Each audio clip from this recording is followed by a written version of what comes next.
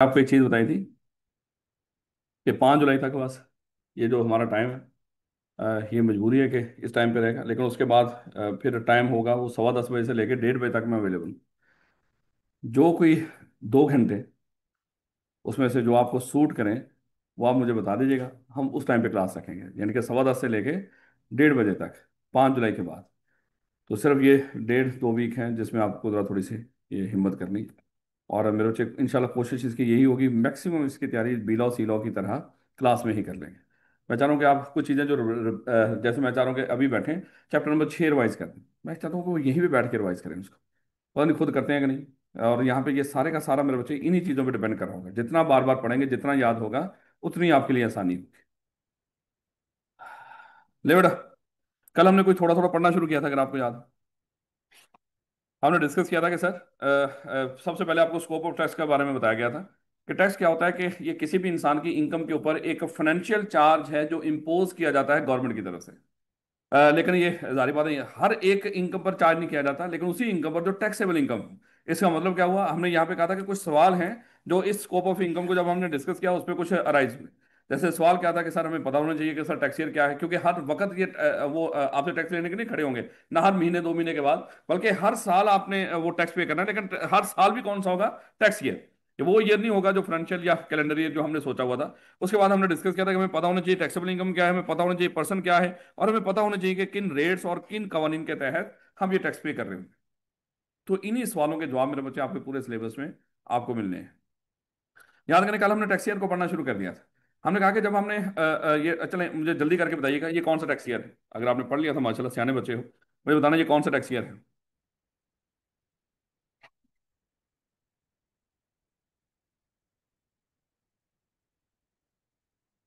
अभी पूरा नहीं हुआ।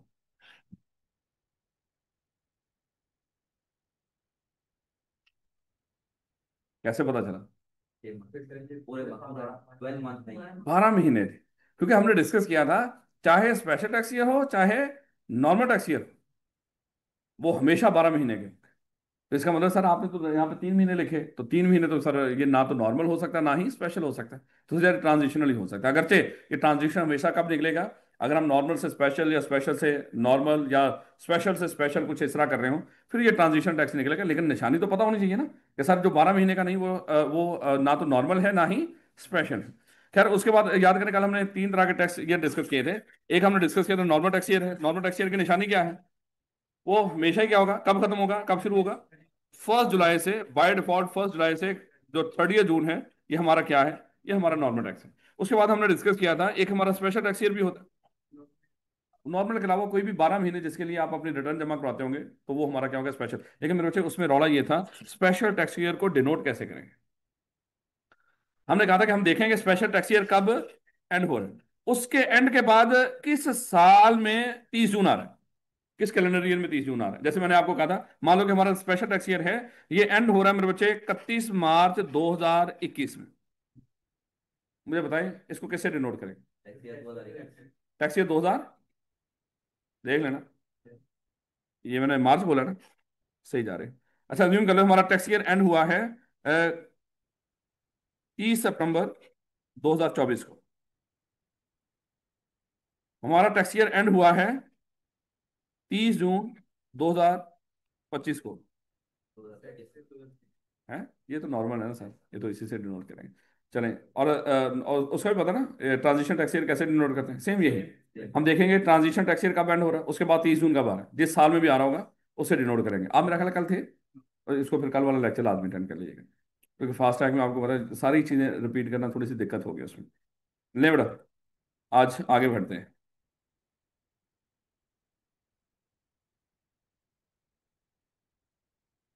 और पढ़ के भी आ रहा।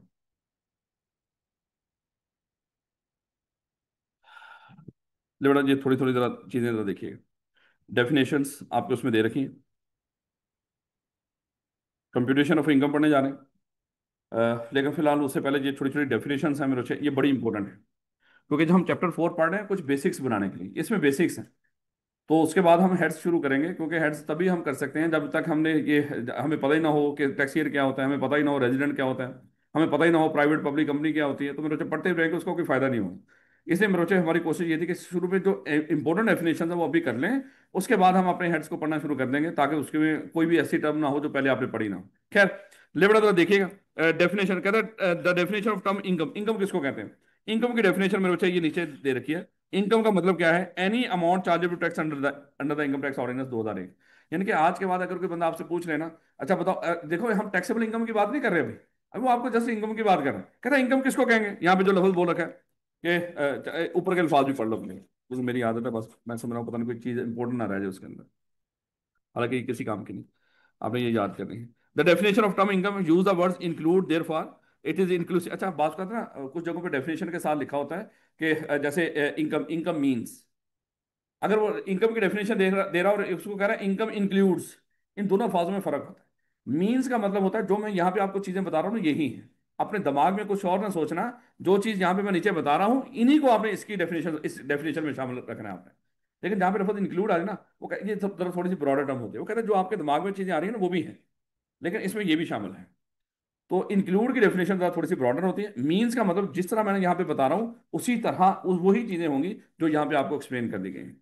तो आपको कहता है कि एक तो जो इनकम की डेफिनेशन है, जब हम इसको पढ़ते हैं कहता है इसमें वर्ड लिखा होता है इंक्लूड, मतलब जो आपके दिमाग में इनकम आ रही है वो भी है, लेकिन साथ उनमें ये भी ऐड कर लीजिए।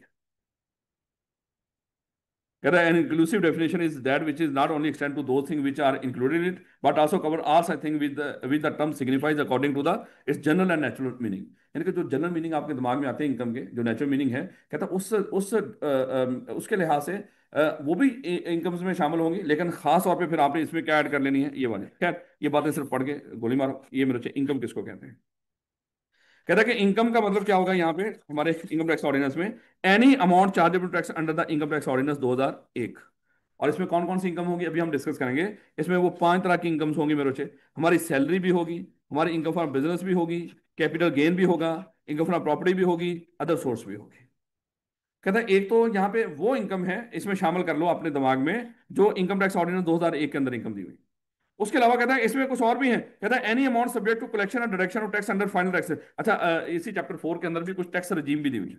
ये टैक्स रजीम हम थोड़ा थोड़ा सा लेट पढ़ेंगे, लेकिन रजीम जैसे अभी आजकल आपको चल रहा है पता कि इसराइल चाहता है कि ईरान की रजीम को चेंज कर दें। रजीम सादा अल्फाज में कहते हैं कि जिसका किसी का कोई दायरा इख्तियार हो ना, उस दायरे इख्तियार को हम रजीम कहते हैं सादा अल्फाज में। जैसे अगर आपको याद हो पाकिस्तान में भी रजीम चेंज हुई थी, यानी कि यहाँ पे कुछ और लोगों के पास इक़्तिदार था, वो इक़्तिदार उनके उनसे छीन के किसी और लोगों को दे दिया गया, तो इसके लफज हम बोलते हैं, इसके लिए लफज रजीम। अच्छा यहाँ पर भी ना दायरा कार, यहाँ पे भी डिफरेंट तरह के दायरे कार है। कोई कुछ इनकम किसी एक दायराकार में आ रही होंगी, कुछ इनकम किसी एक रजीम में आ रही होंगी, कुछ इनकम किसी दूसरी रजीम में जा रही होंगी। कोई 3-4 तरह की हम रजीम्स को डिस्कस करेंगे। एक होगी नॉर्मल टैक्स रजीम। ये जो हमारी इनकम्स है ना, ये जो 5 तरह की मैंने आपको इनकम बताई, इनका नाम होगा नॉर्मल टैक्स रजीम। मैं पढ़ा नहीं रहा, वैसे ही आपको बता रहा हूँ, जब पढ़ेंगे फिर देखेंगे। इसके अलावा कुछ ऐसी इनकम्स भी होंगी जो फाइनल टैक्स रजीम में जाएंगे, एफटीआर। कोई मैक्सिमम 3-4 तरह की इनकम मैक्सिमम हमारे 3-4 जगह पे आती है, 3 छोटे छोटे इनकम्स हैं, वो हमारे सिलेबस में है, क्योंकि जब आप बड़े होंगे इंशाल्लाह वहाँ पे डिटेल में पढ़ेंगे। फिलहाल फाइनल टैक्स रजीम में यहाँ पे 3-4 इनकम है, जैसे उसने फिलहाल एग्जाम्पल दे दी एक्सपोर्ट्स के ऊपर। ये होता क्या है अभी हमें उसको जानने की जरूरत नहीं, लेकिन इतना का बता देता हूँ। नॉर्मल टैक्स रजीम में यहाँ पे एक टेबल दिया होगा, एक टेबल दिया होगा टैक्स रेट्स का। जो इनकम नॉर्मल टैक्स रजीम में फॉल करती होगी, इसके दायरा इख्तियार में आती होगी, उसका जो हम टैक्स निकालेंगे, वो जो टेबल दिया हुआ चैप्टर 4 के अंदर, उस टेबल वाले रेट्स हम इसके ऊपर लगाया करेंगे। लेकिन जो फाइनल टैक्स रजीम है, इसका गवर्नमेंट ने अलहदा से टैक्स रेट दिया होता है, वो टेबल वाला रेट नहीं लगता है इसके ऊपर, इसके अलहदा से टैक्स रेट दिए होते हैं। और इसकी कुछ और निशानियां भी होती हैं कि इसमें से कोई, इस इनकम में से कोई खर्चे लेस करने की इजाजत नहीं होती, जबकि यहां से कुछ खर्चे लेस करने की इजाजत होगी। ये जब डिफरेंस पढ़ेंगे उसमें डिटेल में देखेंगे। उसके बाद any amount treated as income under any provision of the ordinance, जैसे डिविडेंड रॉयल्टी। अच्छा हमारे ही सिलेबस के अंदर एक और आएगी जो सेपरेट ब्लॉक ऑफ इनकम कहलाएगी, एक और रजीम है सेपरेट ब्लॉक वाली। तो मेरे बच्चे वो कहता कि जब आप इनकम का लफ्ज पढ़ेंगे ना इस टैक्स के अंदर, तो इनकम का मतलब होगा जो इनकम टैक्स ऑर्डिनेंस 2001 वाली इनकम। इसमें मेरे बच्चे जो फाइनल टैक्स रजीम वाली इनकम्स होंगी वो भी होंगी, जिनके ऊपर एक ही दफा टैक्स लगा करेगा, उस पर ये स्लैब रेट नहीं लग रहे। इसके अलावा कुछ और इनकम भी होंगी जो सेपरेट ब्लॉक ऑफ इनकम में जाते हैं। अच्छा सेपरेट ब्लॉक ऑफ इनकम का मतलब क्या होगा? इसका मतलब होता है, अच्छा एक तो हमारे ये टेबल दिए होंगे ना यहाँ पे चैप्टर नंबर 4 के अंदर, जिनके ये रेट्स लगेंगे कुछ इनकम्स के ऊपर, कुछ इनकम्स के ऊपर रेट अलहदा से दिए होंगे, बिल्कुल एफटीआर की तरह। तो वो मेरे बच्चे सेपरेट ब्लॉक ऑफ इनकम के ऊपर भी वो रेट लगेंगे। लेकिन इसमें सर फर्क क्या है? रोचे जो फाइनल टैक्स रजीम है, इसको हम सारी इनकम से अलहदा रखते हैं, सारी इनकम से अलहदा रखते हैं, और इसके ऊपर एक ही रेट लगाते हैं, उसके उसके अलावा कुछ नहीं, इसमें ना कोई खर्चा लेस करने की इजाजत होती है, ना ही कुछ और। लेकिन यहाँ पे जरा थोड़ी सी और सूरतें भी होती हैं थोड़ी सी। खैर जब आएगा उसे, और उसके बाद कहता है कि लॉस ऑफ इनकम भी इनकम ही हो। बड़ी अजीब सी बात है। जब आप इनकम पढ़ें तो इनकम में कौन कौन से, अच्छा यहाँ पे ना कुछ अल्फाज ऐसे भी होंगे जिनके मतलब को आपको जानने की जरूरत ही कौन। यहाँ पे नहीं आया कोई भी लफ्ज, लेकिन आगे कोई आ भी जाए उसके मतलब को आपको जानने की जरूरत नहीं है। अगर वो पेपर में कहीं पे लफ्ज आया किसी सवाल के अंदर, वही लफ्ज लिखेगा जो किताब के अंदर हो। जैसे चले देखें ले बेटा, चौथे नंबर पे क्या लिखे हो, इनकम की डेफिनेशन में क्या शामिल होगा, एनी लॉस ऑफ इनकम। यानी कि सर इनकम तो समझ आती है, लॉस ऑफ इनकम इनकम कैसे हो सकती है। बेटा यहाँ पे हमारे टैक्स के अंदर लॉस को भी इनकम ट्रीट करते हैं, क्योंकि इस साल में अगर किसी इनकम में आपको लॉस आया, यानी कि किसी हेड में लॉस आया होगा, वो कहेगा इस हेड में जो लॉस आया, उस लॉस को आप अगले सालों में जाके एडजस्ट कर लो। हम लॉस को इग्नोर नहीं करते, हम लॉस को आगे साथ लेके चलते हैं। इसलिए वो कहता है कि समझो ये भी क्या है, आपकी इनकम ही है लॉस, लेकिन उसको किस में रख दिया, कहता है एनी लॉस ऑफ इनकम, वो भी किसमें, किसकी डेफिनेशन में रखा हुआ, इनकम की डेफिनेशन। क्यों, क्योंकि लॉस को यहाँ पे हम एक इग्नोर नहीं करते कि लॉस आया चलो जी इसको इग्नोर कर दो, कहते नहीं, अगर लॉस आ जाए हम क्या करते हैं, उसको अगले साल की इनकम में जाकर एडजस्ट करने की इजाजत होती है कुछ जगहों में। इसलिए वो कहता है कि लॉस को भी इनकम का हिस्सा ही समझो। थोड़ी बहुत बात समझ आ रही है।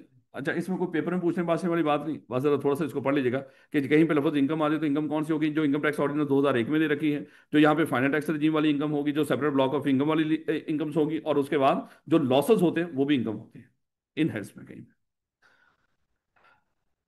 ले बेटा ये तो थोड़ा सा काम की बात।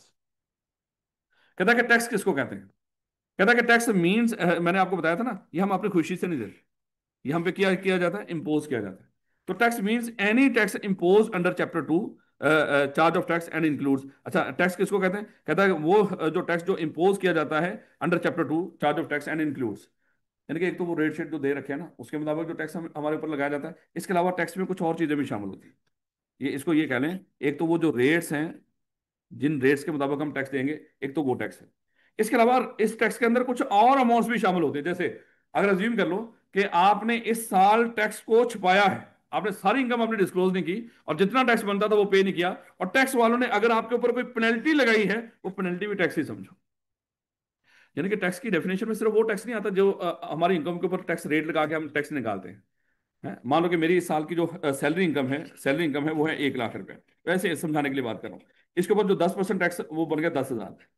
कहता है सिर्फ टैक्स यही नहीं, ये जो इनकम के ऊपर आप दे रहे हो, कहता है इसमें अगर इस साल आपकी कोई पेनल्टी बनती है, तो वो पेनल्टी अगर आपके ऊपर लगी है, मान लो कि 2,000 रुपए की कोई पेनल्टी भी है, मैंने कोई इनकम छुपाई किसी तरह की, तो टैक्स वालों की तरफ से ये जो पेनल्टी लगाई जा रही है, इसको भी उसने किसकी डेफिनेशन में रख दिया, टैक्स की डेफिनेशन। यानी कि उसको पेनल्टी को पेनल्टी ना समझो, इसको टैक्स ही समझो। उसके बाद कहता है कि fees or any other charges. अगर टैक्स वालों को आप किसी तरह की कोई फीस पे कर रहे हो, होता ना कि बात का तो कुछ लोग बेचारे थोड़े से अनपढ़ होते हैं, उनको अपनी रिटर्न फाइल करने का इतना ज्यादा पता नहीं होता, ऑनलाइन फॉर्म फॉर्म फिल करने का है, वो क्या करते हैं, टैक्स वालों को कहते हैं कि सर ये जरा आप खुद ही जरा थोड़ा सा प्रोसेस कर दो, कहते हैं ठीक है कोई मतलब, हम थोड़ी सी फीस ले लेंगे और उसको प्रोसेस कर देते हैं। तो इस तरह की कोई मेरे बच्चे कोई प्रोसेसिंग फीस हो या कोई अदर चार्जेस हो किसी तरह के उनकी तरफ से लग रहे हो, होता है ना कि बात को एनटीएन शेंटियन बनाने बनाने के भी कोई रजिस्ट्रेशन वो होता है, नेशनल टैक्स नंबर जो होता है जो आपको मिलता है, उसकी प्रॉपर रजिस्ट्रेशन करवाते हैं, उसकी रजिस्ट्रेशन करते वक्त कुछ थोड़े से चार्जेस भी आपको लगाए जाते हैं, कहता है उसको भी क्या समझो, उसको टैक्स ही समझो। तो टैक्स वालों की तरफ से कोई उनको कोई फीस पे कर रहे हो, कोई चीज प्रोसेस करवा रहे हैं, कोई रिटर्न प्रोसेस करवा रहे हैं। इसी तरह कहता है any sum or amount leviable or payable under this ordinance. इस ऑर्डिनेंस के तहत कोई और अमाउंट अगर आप पे कर रहे हो, बात का हम टैक्स थोड़ा सा लेट जमा करवाएंगे, तो हमें कोई एक्स्ट्रा अमाउंट भी पे करनी पड़ेगी। जैसा अभी 7 जुलाई तक आपकी नॉर्मल फीस के साथ हो जाएगा एडमिशन, वो कहता है कि अगर 7 के बाद भेजोगे तो 25% एक्स्ट्रा फीस भी देनी पड़ेगी। उसको पेनल्टी ना कहें, लेकिन वो 7 के बाद जो फीस रेट है वो है ही वो वाला, उसको आप पेनल्टी नहीं कह सकते, वो सजा नहीं दे रहे आप। वो कह रहे हैं कि भैया 7 तारीख तक हमारी ये नॉर्मल फीस है, उसके बाद हम क्या करेंगे, हम 25% एक्स्ट्रा फीस, वो फीस का ही हिस्सा समझो उसको। सेम इसी तरह मेरे बच्चे कोई और सम भी हो सकते हैं इसी तरह आप पर लगाए जा रहे हैं। बात समझ आ रही। तो अगर कोई बंदा आपसे पूछे अच्छा बताओ टैक्स का मतलब क्या है, तो हम कहेंगे जो हम ये जो नॉर्मल रेट्स लगा के अपनी इनकम के ऊपर टैक्स पे करते हैं, ये भी टैक्स होता है। हमारे ऊपर कोई फाइन पड़ रहा हो टैक्स वालों की तरफ से, कोई पेनल्टी पे करनी पड़ रही हो, या कोई और फर्दर कोई प्रोसेसिंग या कोई फर्दर चार्जेस हमें पे करने पड़ रहे हैं, सारा जो टैक्स वालों को जा रहे हैं वो हमारे क्या है, वो टैक्स ही है। बात थोड़ी बहुत समझ आ रही है। ये भी कभी पूछता नहीं, वो सिर्फ पढ़ लिया, इट्स ओके, ये कोई पेपर में पूछने वाली बात नहीं है। लेकिन मेरे अगली बात एक और भी टेक्स्ट में आएगा, ये अक्सर न्यूमेरिकल में जब हम करेंगे ना, फिर वहां पे हमें तंग करेंगे। कहता है कि surcharge payable at the rate of 10% of gross liability in case of individual and AOP having income of greater than 10 million will be included in definition of tax. कहता कि अगर कोई बंदा इंडिविजुअल हो या कोई एओपी हो। इंडिविजुअल का पता ना, अब तो आपको पता चल गया। मैंने आज अगर आपको याद हो, जब हम वो पढ़ रहे थे कंपनी लॉ, हमने डिस्कस किया था कि अगर कहीं पे कोई चीज सिर्फ इंडिविजुअल को डिनोट करनी है, आम इंसान को, तो इंडिविजुअल लफ्ज बोलेंगे। यहाँ पे इसका मतलब अगर वो साथ कंपनी को भी रखना होता उसने, तो लफ्ज क्या बोलना था उसने? पर्सन। उसने पर्सन नहीं लफ्ज बोला, उसने क्या बोला? इंडिविजुअल। कहता है अगर कोई इंडिविजुअल हो या कोई एओपी हो और उसकी जो इनकम है वो मोर देन 10 मिलियन, 10 मिलियन से ज्यादा हो, यानी कि पूरा 10 मिलियन ना हो, अज्यूम कर लो 11 मिलियन। कहता है कि उसको हम क्या करेंगे, उसकी जो टैक्स लाइबिलिटी बनेगी उसके ऊपर 10% of gross liability in case of individual and AOP. अच्छा पता कि अज्यूम कर लो, इसका 10% निकालो जरा, 11 मिलियन का 10% निकालो।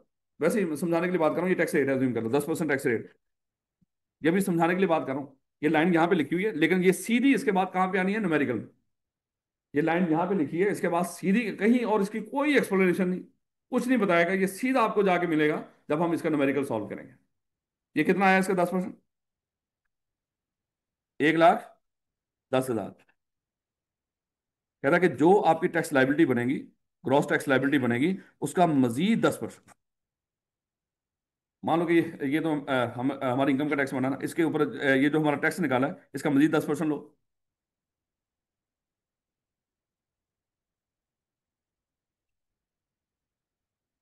11,000 नहीं, मेरा ख्याल है शायद 11,000। 11,000।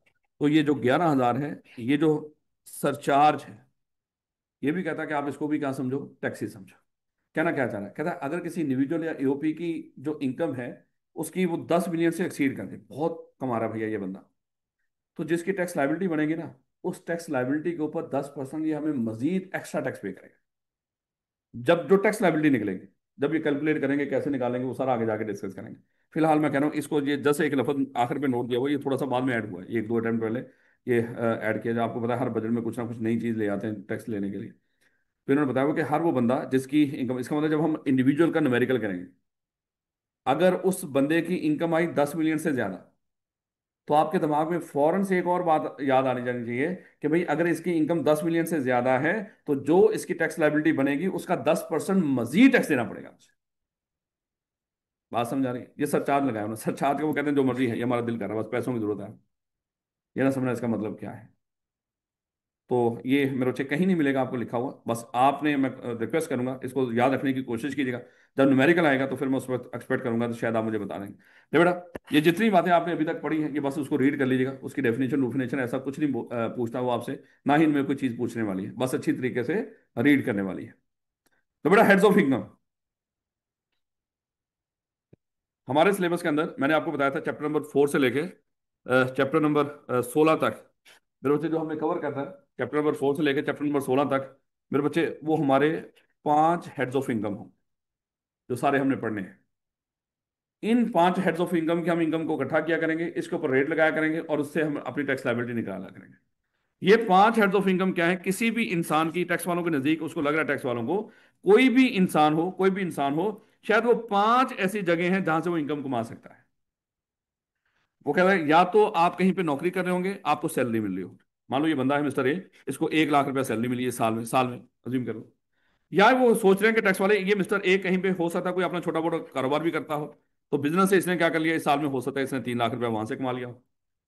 टैक्स वालों को लग रहा है कि हो सकता है ये साथ क्या कर रहा हो, ये कोई इसके पास कोई प्रॉपर्टी शॉपर्टी हो, उसको रेंट पे दिया हो, रेंट पे दिया हो, और अज्यूम कर लो 2,50,000 रुपया इसने उससे कमा लिया हो। और हो सकता है टैक्स वालों को लग रहा है इसके घर में कोई कैपिटल ऐसे पड़ा होगा, कैपिटल ऐसे पड़ा होगा, देखेंगे इसको एक एक हेड के ऊपर, मेरे बच्चे के अलग अलग चैप्टर है जो हमने डिस्कस करना है। हो सकता है इसके इसके घर में कोई कैपिटल एसेट पड़ा हो और उस कैपिटल एसेट को इसने सेल किया हो और उसके ऊपर इसके पास कैपिटल गेन आ गया हो, अज्यूम कर लो वो भी इसकी क्या होगी, वो भी इनकम होगी। और अगर कहीं हो सकता है कोई और तरीके से भी ये इनकम कमा रहा है, कोई और तरीका भी हो सकता है जो शायद हमें नहीं पता, तो टैक्स वाले एहतियात करते हैं। बंदा पूछे तुम यही रख लो कोई भी इनकम जो कमा रहा है, लेकिन उनका अपना मामला, क्योंकि हर हेड्स के अंडर जो इनकम होगी उसको ट्रीट करने का तरीका का थोड़ा सा डिफरेंट है। वो कहता है कि एक तो ये 4 हेड से कोई इनकम कमा रहा होगा, और पांचवा हेड क्या है, कोई इनकम वो बंदा कमा रहा हो इन चारों हेड्स में ना जाए। मान लो कि जिस तरह मैंने आपको कहा कि माशाल्लाह ये कितना शरीफ बंदा बैठा हुआ है, ये मौलवी है, ये अपने मोहल्ले में निकाह भी पढ़ा देते हैं, उससे इसको इनकम मिल जाती है। समझाने की बात कर रहा है। तो जैसे मैंने कल आपको कहा था, कोई बारात हो रही है, बारात जा रही थी, उसमें पैसे फेंक रहे, तो आपने वहां से पैसे इकट्ठे कर लिए, भाई पैसा तो आ गया ना आपके पास कहीं ना कहीं से। है अब ये कहता कि देखो ये आपकी सैलरी तो है नहीं, ना ही ये आपका कारोबार है, ना ही मेरे बच्चे वो कहता है कि आपने कोई प्रॉपर्टी रेंट पे दे रखी है, ना ही ये आपने कोई कैपिटल एसेट बेचा है। तो फिर जाहिर बात है कहीं ना कहीं से तो पैसा आया कोई आपका, फिर वो कहेगा ये खू खाता है। ये जो अदर सोर्स है, जो किसी हेड में इनकम ना जाए, वो किस में जाएगी? अदर सोर्स में। अज्यूम कर लो कि 2 लाख रुपया ये भी आपने इकट्ठा कर लिया। अच्छा, इन पांचों हेड्स की जब आप इनकम इकट्ठी कर लोगे, इन पांचों हेड्स की जब आप इनकम इकट्ठी कर लोगे, कितनी बड़ी वाला?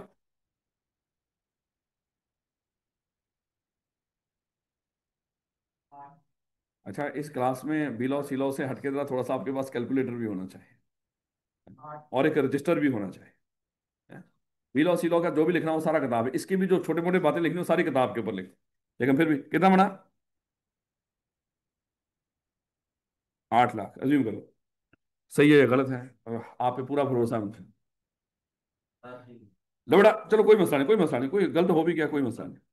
लबड़ा इसको क्या बोलते हैं? जब पांचों हेड से हम इनकम इकट्ठी कर लिया करेंगे, इसको बोला करेंगे टोटल इनकम। क्या बोला करेंगे इसको? कितनी है ये टोटल? क्योंकि अगर ये ना हुआ ना सेट, आप माशाल्लाह परेशान ही रहेंगे, पता नहीं कुछ हो गया करेंगे। लौड़ा, पांचों हेड से इनकम इकट्ठी कर लेंगे तो क्या बनेगी?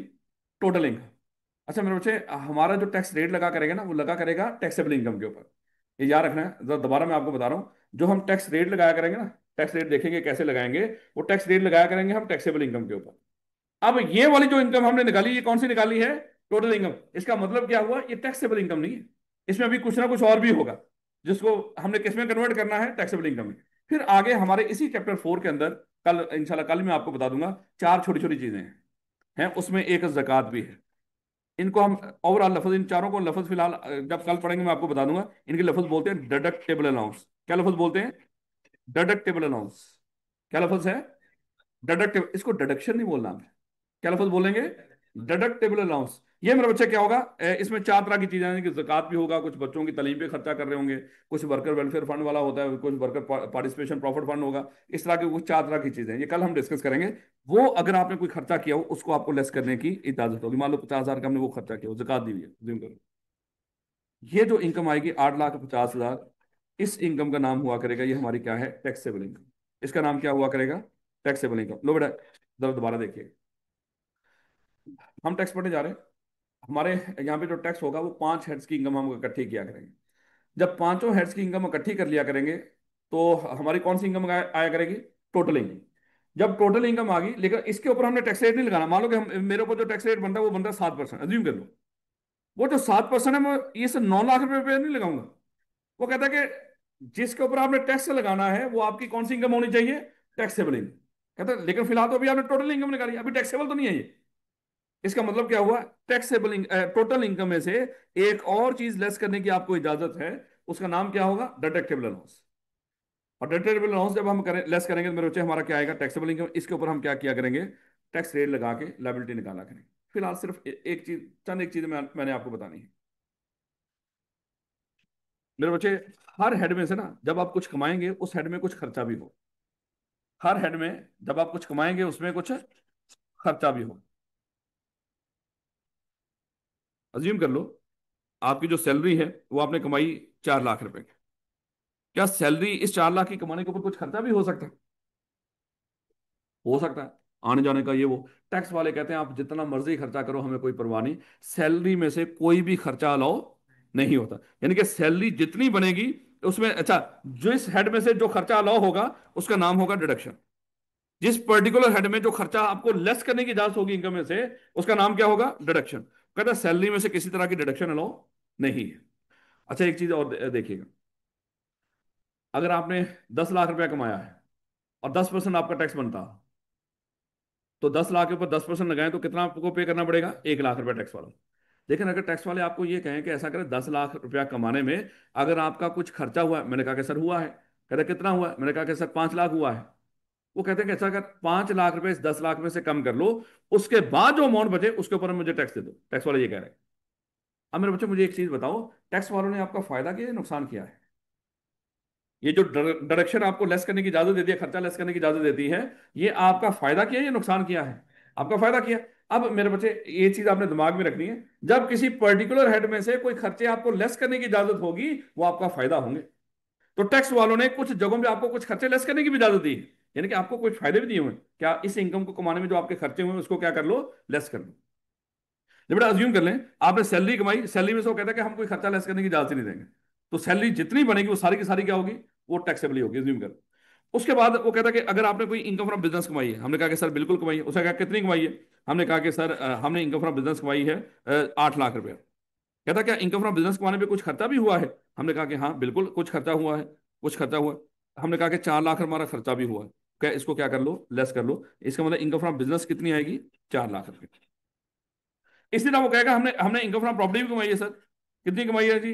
5 लाख रुपया। कहता है इस इनकम को कमाने पे खर्चा भी हुआ है? हमने कहा कि बिल्कुल सर खर्चे हुए हैं कुछ। वो कहेगा ऐसा कर लो, उसको क्या कर लो, यहाँ पे लेस कर लो। हमने कहा कि सर 2 लाख रुपए का खर्चा हुआ है। वो कहेगा इसको लेस कर लो, तो हमारी इनकम फ्रॉम प्रॉपर्टी कितनी आएगी, 3 लाख रुपए। बात समझ आ रही है? अच्छा, ये जो हर हेड में से जो हमें कुछ खर्चे लेस करने की इजाजत होगी, इसका नाम हम रखेंगे डिडक्शंस। क्या नाम रखेंगे, डिडक्शंस। डिडक्शन फायदा होते हैं, लेकिन ये फायदा हमें किस में मिलता है, हर पर्टिकुलर हेड में से। सिर्फ सैलरी के अलावा बाकी सब हेड्स में हमें कुछ खर्चे भी अलाउ होंगे। बात समझ आ रही? इनकम फ्रॉम बिजनेस में भी, प्रॉपर्टी में भी, मान लो कैपिटल गेन्स में भी कुछ इस तरह के खर्चे हमें अलाउ होंगे। फिर जब हम सारे हेड से इनकम इकट्ठी कर लेंगे, तो मेरे बच्चे वो हमारी कौन सी इनकम बनेगी, बाकी हेड भी एज्यूम कर लो हैं, तो वो हमारी कौन सी इनकम होगी, टोटल इनकम। जब टोटल इनकम यहां पे आ जाएगी मेरे बच्चे, इसमें से फिर मजीद आपको टैक्स लगाने के लिए मजीद कुछ लेस करने की इजाजत होगी। वो फायदा कर रहे हैं टैक्स वाले, नुकसान कर रहे हैं, ये भी फायदा है। और उसका नाम क्या होगा, डिडक्टिबल अलाउंस। वो भी लेस करने की इजाजत होगी। इसके बाद यहां पे जो इनकम आएगी उसके ऊपर वो कहेंगे ये वाला रेट लगाओ और हमें टैक्स पे कर। अब मैं एक चीज आपसे वो चाह रहा हूँ, देखो अभी हमने ये पढ़ना शुरू नहीं किया, ये जस्ट मैं डेफिनेशन बताने जा रहा था। उसने हेड्स ऑफ इनकम का जिक्र कर दिया, मैंने कहा कि चलो थोड़ा सा इसका भी जरा देख लें जो हमारे सिलेबस में है। तो हमने कहा कि हमारे जो सिलेबस में 5 हेड्स ऑफ इनकम है, इन पांचों हेड्स की जब इनकम इकट्ठी करेंगे कौन सी इनकम आएगी, टोटल इनकम। क्या इन हर हेड में से अच्छा, जो बिजनेस का खर्चा है वो किस में से लेस करना है, बिजनेस में से। हर पर्टिकुलर हेड का जो खर्चा होगा, जिसका अलाउ होगा, वो उसी हेड से लेस करना है आपने। ये गलती नहीं किया करेंगे हम कि सारे हेड्स की इनकम इकट्ठी कर ली, फिर सारे हेड्स के खर्चे लेस इकट्ठे कर लिए और एक ही दफा इनकम लेकर एक ही दफा उसके सारे खर्चे लेस कर दिए। क्योंकि जब सारे हेड्स के आप खर्चे इकट्ठे कर लोगे और सारे हेड्स की इनकम इकट्ठी कर ली, उसमें सारे हेड्स के खर्चे इकट्ठे करके लेस करोगे, तो शायद हम सैलरी में से भी खर्चा लेस कर रहे हो। हैगा वो तो करने की इजाजत ही नहीं। इसलिए हर हेड में, पर्टिकुलर हेड में कौन सी हेड, उस हेड में कौन सी जो इनकम आपकी इनकम बनेगी और कौन से खर्चे आपको लेस करने की इजाजत होगी, वही रूल मेरे बच्चे इस पूरे के पूरे सब्जेक्ट में हमने पढ़ने हैं। हर इनकम इनकम नहीं होगी, हर खर्चा खर्चा नहीं होगा। वो बताएगा इस हेड में ये इनकम है और इस हेड में ये खर्चा अलाउ हो।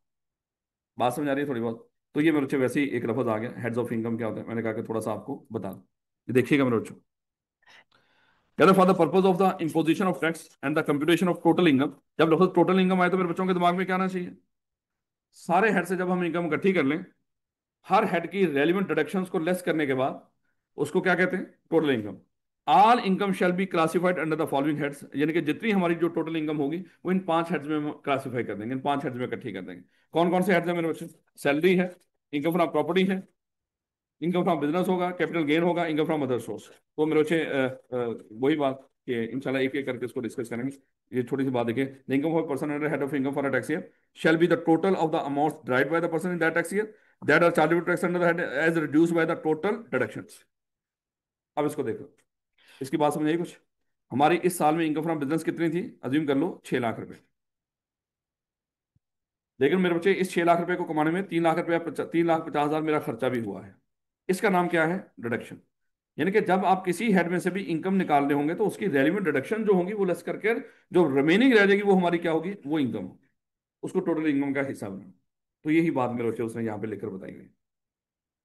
कहता है कि sum of amount chargeable tax under any particular head, और हर हेड में से हम क्या करेंगे, लेस क्या करेंगे, डिडक्शंस, यानी कि उस हेड के खर्चे लेस करेंगे। ये सारा प्रैक्टिकल है लेकिन बड़ा थोड़ा सा लिखा हुआ था, जरा देखिए। If the total deductions allowed to a person for a tax year under a head of income exceed the total drive. अब इसको देखिए, समझ तो नहीं आ रही होगी इन बातों को, पक्की बात। क्योंकि ये अभी ना कुछ ऐसी बिखरी हुई बातें हैं जो बगैर अभी जिनकी तरतीब नहीं है। क्योंकि जैसे जैसे आगे बढ़ेंगे इंशाल्लाह ये चीज़ें और पक्की हो जाएंगी। वही बात, पता नहीं आप बढ़ेंगे कि नहीं आगे। अज्यूम कर लो मेरे बच्चे हमारी इनकम फ्रॉम बिजनेस है।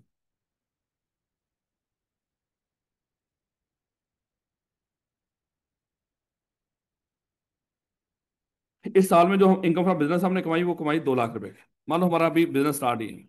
आपको पता है कि शुरू में अच्छे खासे खर्चे होते हैं और बास का तो उसमें रेवेन्यू कम ही आ रहा होता है। इस साल में हमारी जो इनकम फ्रॉम बिजनेस आई वो आई मेरे बच्चे 2 लाख, लेकिन मैं इस साल में जो एक्सपेंस था बिजनेस का सारा जो भी अलाउ था मुझे, वो आया मेरे बच्चे 3,50,000 खर्चा हुआ। मुझे बताएं इस हेड में मुझे इस साल में खर्चे लेस करने के बाद इनकम आई है लॉस है? 1.5 लाख रुपए का लॉस है। अब वो कहेगा ये जो लॉस है, याद है अभी हमने इनकम की डेफिनेशन पढ़ी थी, ये भी लॉस में इनकम का हिस्सा था। तो वो कहेगा ये जो लॉस है ये आपको इजाजत होगी कि इसी हेड में या पास का किसी और हेड में भी वो पूरे रूल पढ़ेंगे मेरे बच्चे चैप्टर नंबर 11 के अंदर। ये पूरे रूल्स बताए होंगे कि लॉसेस को कैसे एडजस्ट करना है। तो हम क्या करेंगे, उसको कैसे एडजस्ट करना है या कैसे कैरी फॉरवर्ड करना है, या तो इसी साल में किसी और इनकम के अगेंस्ट भी एडजस्ट करने की इजाजत दे देगा, या क्या क्या कहेगा हमें कि इसी हेड के साथ आगे फ्यूचर में जाके जब इनकम आए उसके साथ इसको एडजस्ट कर लेना। लेकिन हर हेड का अगर कोई लॉस होगा उसको अपने लहदा लहदा कैलकुलेट रखना है। यानी कि इसी तरह अगर मान लो इनकम फ्रॉम प्रॉपर्टी, हमारी इनकम फ्रॉम प्रॉपर्टी जो थी वो थी मेरे बच्चे 2 लाख रुपए की, और हमारा खर्चा हुआ प्रॉपर्टी के ऊपर वो हुआ 2.5 लाख रुपए का, तो यहाँ पे भी 50,000 का नुकसान आ गया। ये 50,000 का जो नुकसान है इसका क्या करना, वो हमें बताएगा यहाँ पे। अब जरा थोड़े से ये सिर्फ लफज पढ़ लो, क्योंकि हम मेन चीज की तरफ बढ़ रहे हैं आहिस्ता आहिस्ता, तो आज पढ़ाना है। कह रहे the total deduction allowed to a person for a tax year under head of income exceed the total amount derived by the person. कहता है अगर आपकी जो इनकम ड्राइव्ड है बिजनेस से या किसी हेड से भी वो है लाख रुपया, और जो डिडक्शन आपको अलाउ की गई थी, खर्चे अलाउ किए गए थे, वो आपकी टोटल इनकम से बढ़ जाए, यानी कि खर्चा हो गया 1.5 लाख रुपया और इनकम कितनी थी, लाख रुपया, तो फिर आपका क्या आएगा, नुकसान। यानी कि लॉस कब आया करेगा, जब आपकी अलाउड डिडक्शन, अलाउड डिडक्शन क्यों बोलता है, हर खर्चा आपको अलाउ नहीं हुआ करेगा। जब आप कारोबार करेंगे ना उसके ऊपर खर्चा भी होगा, टैक्स वाले ये नहीं कहेंगे जो खर्चा हो जो मर्जी हो खर्चा लेस कर लो, नहीं नहीं, उसका तरीकाकार होगा। कहता कि जब आप किसी कारोबार से या किसी हेड से इनकम कमाएं और उसका जो अलाउड खर्चा होगा उस हेड के अंदर, अगर वो उसकी इनकम से बढ़ जाए तो हमें क्या आता है, लॉस आता है। यानी कि बचपन में जो आप पढ़ते आ रहे हो, अगर रेवेन्यू से कॉस्ट ऑफ सेल बढ़ जाए तो क्या आता है हमें, लॉस आता है। ऐसे ना कॉस्ट ऑफ सेल अगर बढ़ जाएगा तो रेवेन्यू से तो लॉस ही आएगा ना मेरे बच्चे। ये यही बात यहां पे बता रहा है। कहता है कि अगर किसी पर्टिकुलर हेड में जो अलाउड डिडक्शन है वो बढ़ जाए, पर्टिकुलर हेड में इनकम से अलाउड डिडक्शन बढ़ जाए तो हमें क्या आता है, लॉस आता है। जैसे वो ऐसे लग रहा है जैसे आई2बी की किताब पढ़ रहा है। कहता है if the total deduction allowed to a person, जो खर्चे हम आपको अलाउ करेंगे वो खर्चे for a tax year under a head of income exceed the total amount derived by the person in that tax year charged under the head, the person shall be treated as sustain a loss under that head. हम समझेंगे उस बंदे ने उस head में क्या किया है, लॉस सस्टेन किया for that tax year of an amount equal to the excess, यानी कि जितना बढ़ गया है उससे खर्चा इनकम से, वो सारा हमारा क्या कंसिडर होगा, लॉस। और इस लॉस को हम जाके आगे चैप्टर नंबर 11 में डिटेल में डिस्कस करेंगे। उसने खुद ही बता दिया, उसने कहा गोली मारे, यहाँ पे हमने कुछ नहीं पढ़ना, ये बस एम राणा साहब थोड़ा टाइम जाया कर रहे हैं। ले बेटा, ये वो आज का हमारा टॉपिक है जिसकी तरफ हम जा रहे हैं।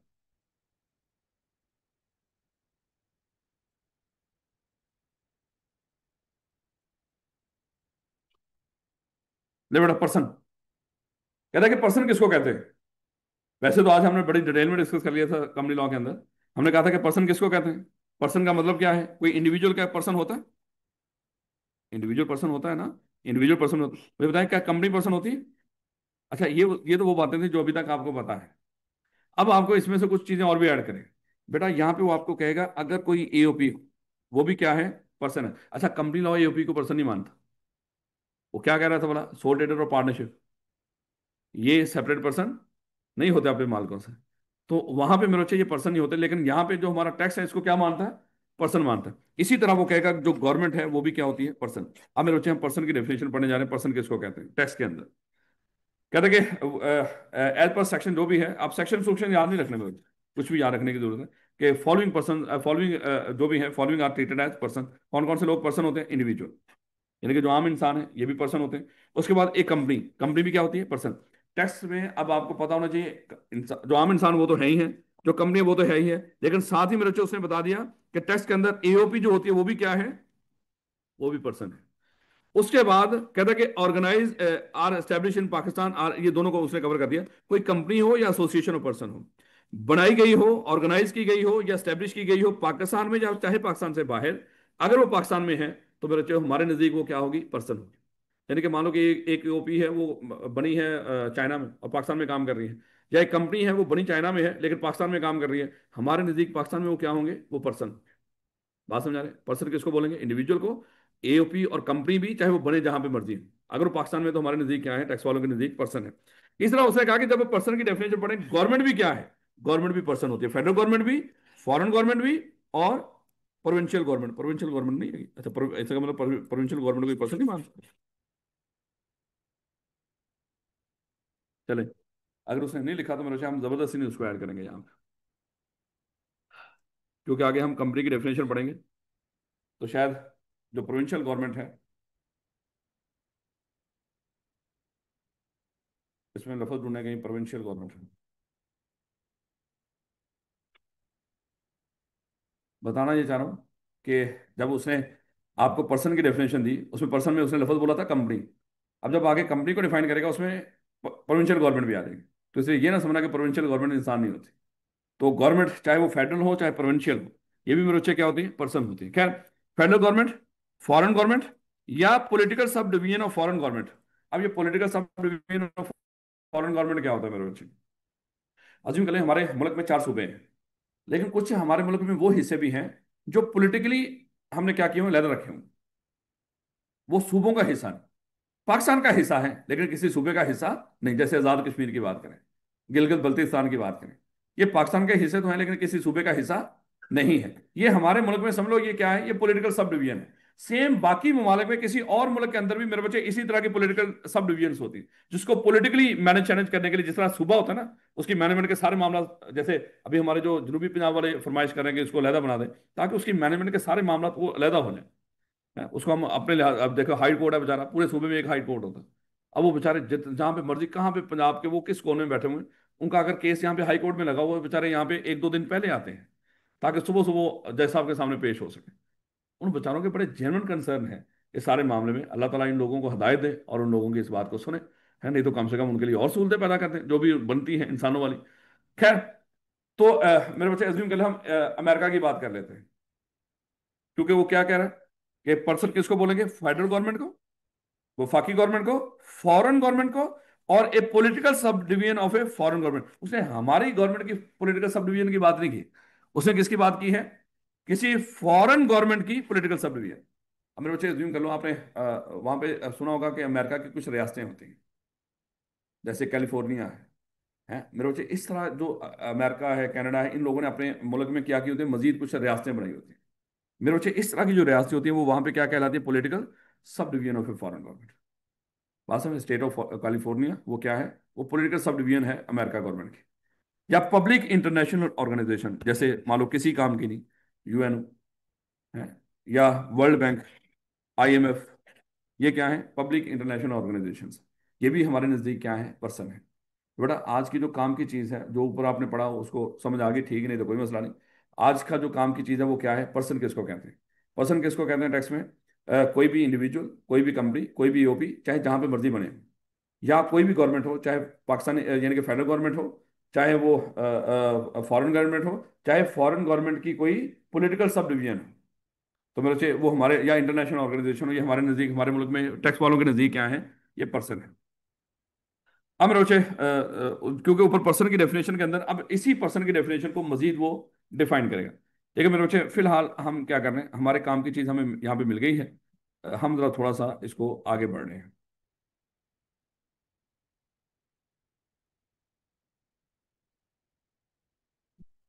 क्या पर्सन का पता चल गया आपको।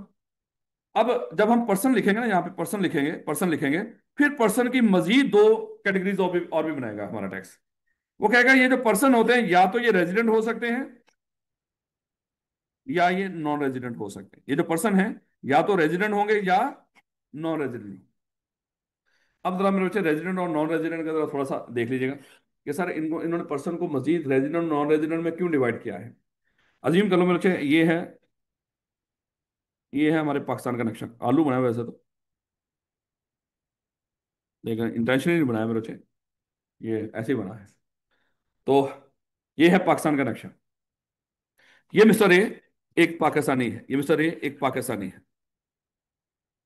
अच्छा, यहाँ पे हम देखने जा रहे हैं कि कोई भी पर्सन कब रेजिडेंट होगा कब नॉन रेजिडेंट। जो टैक्स लगता है ना मेरे बच्चे किसी भी इंसान के ऊपर, जो स्टेटस के लिहाज से रेजिडेंट नॉन रेजिडेंट, वो नेशनैलिटी के बेस पे नहीं लगता, उसके रेजिडेंट और नॉन रेजिडेंट होने के बेस पे लगा करेंगे। यहाँ पे जो हम टैक्स देखा करेंगे किसी भी इंसान का, देखा करेंगे वो बंदा रेजिडेंट है या, तो उसकी नेशनैलिटी नहीं देखा करेंगे, नेशनैलिटी क्या है। अब आज समझेंगे रेजिडेंट किसको बोलते हैं। ये बेटा कहता है कि अगर तो कोई बंदा पाकिस्तान का रेजिडेंट, अगर कोई किसी तरीके से साबित हो गया ये पाकिस्तान का रेजिडेंट है, इसका क्या होगा। और अगर कोई बंदा, कोई मिस्टर बी हो, वो भी पाकिस्तान में आया हो, कोई मिस्टर बी हो, वो भी पाकिस्तान में आया हो, और ये फिलहाल पाकिस्तान में क्या समझा जाए, नॉन रेजिडेंट, इसके साथ हमने क्या सलूक करना। यानी कि पर्सन हमने देख लिया कौन होते हैं, इंडिविजुअल, कंपनी, ओपी, गवर्नमेंट्स। फिर हमने कहा कि ये पर्सन, अब हमें मजीद देखना पड़ेगा इनमें से कौन सा पर्सन रेजिडेंट है और कौन सा पर्सन नॉन रेजिडेंट है। अब वो कहता है कि ये हम क्यों देख रहे हैं, क्योंकि मेरे बच्चे रेजिडेंट और नॉन रेजिडेंट की जो इनकम का जो स्कोप ऑफ इनकम होगा, इनकी जो इनकम होगी टैक्स वालों के नजदीक, उसका जो स्कोप ऑफ इनकम होगा वो डिफरेंट होगा। कहता है जो तो हमारा होगा रेजिडेंट, जो तो हमारा होगा रेजिडेंट, उसको चपेड़े भी ज्यादा पड़े। तो सोचे आप पाकिस्तान के रेजिडेंट ही है ना, दिन रात चपेड़े खा रहे हैं, हैं? कि किस लिहाज से चपेड़े। वो कहता है कि अगर तो कोई बंदा पाकिस्तान का रेजिडेंट हुआ, वो जो पाकिस्तान से कमा रहा हो इसके ऊपर भी टैक्स पे करेगा। अगर ये पाकिस्तान का रेजिडेंट हुआ और पाकिस्तान से बाहर से कुछ कमा रहा होगा, कोई फॉरेन इनकम भी कमा रहा होगा, उसके ऊपर भी टैक्स देगा। यानी कि अगर तो आप पाकिस्तान में रेजिडेंट हो तो समझ लो रेजिडेंट नहीं हो, रेजिडेंट इवल हो।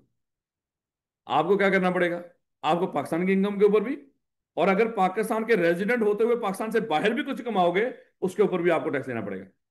यानी कि दोनों गाल लाल है।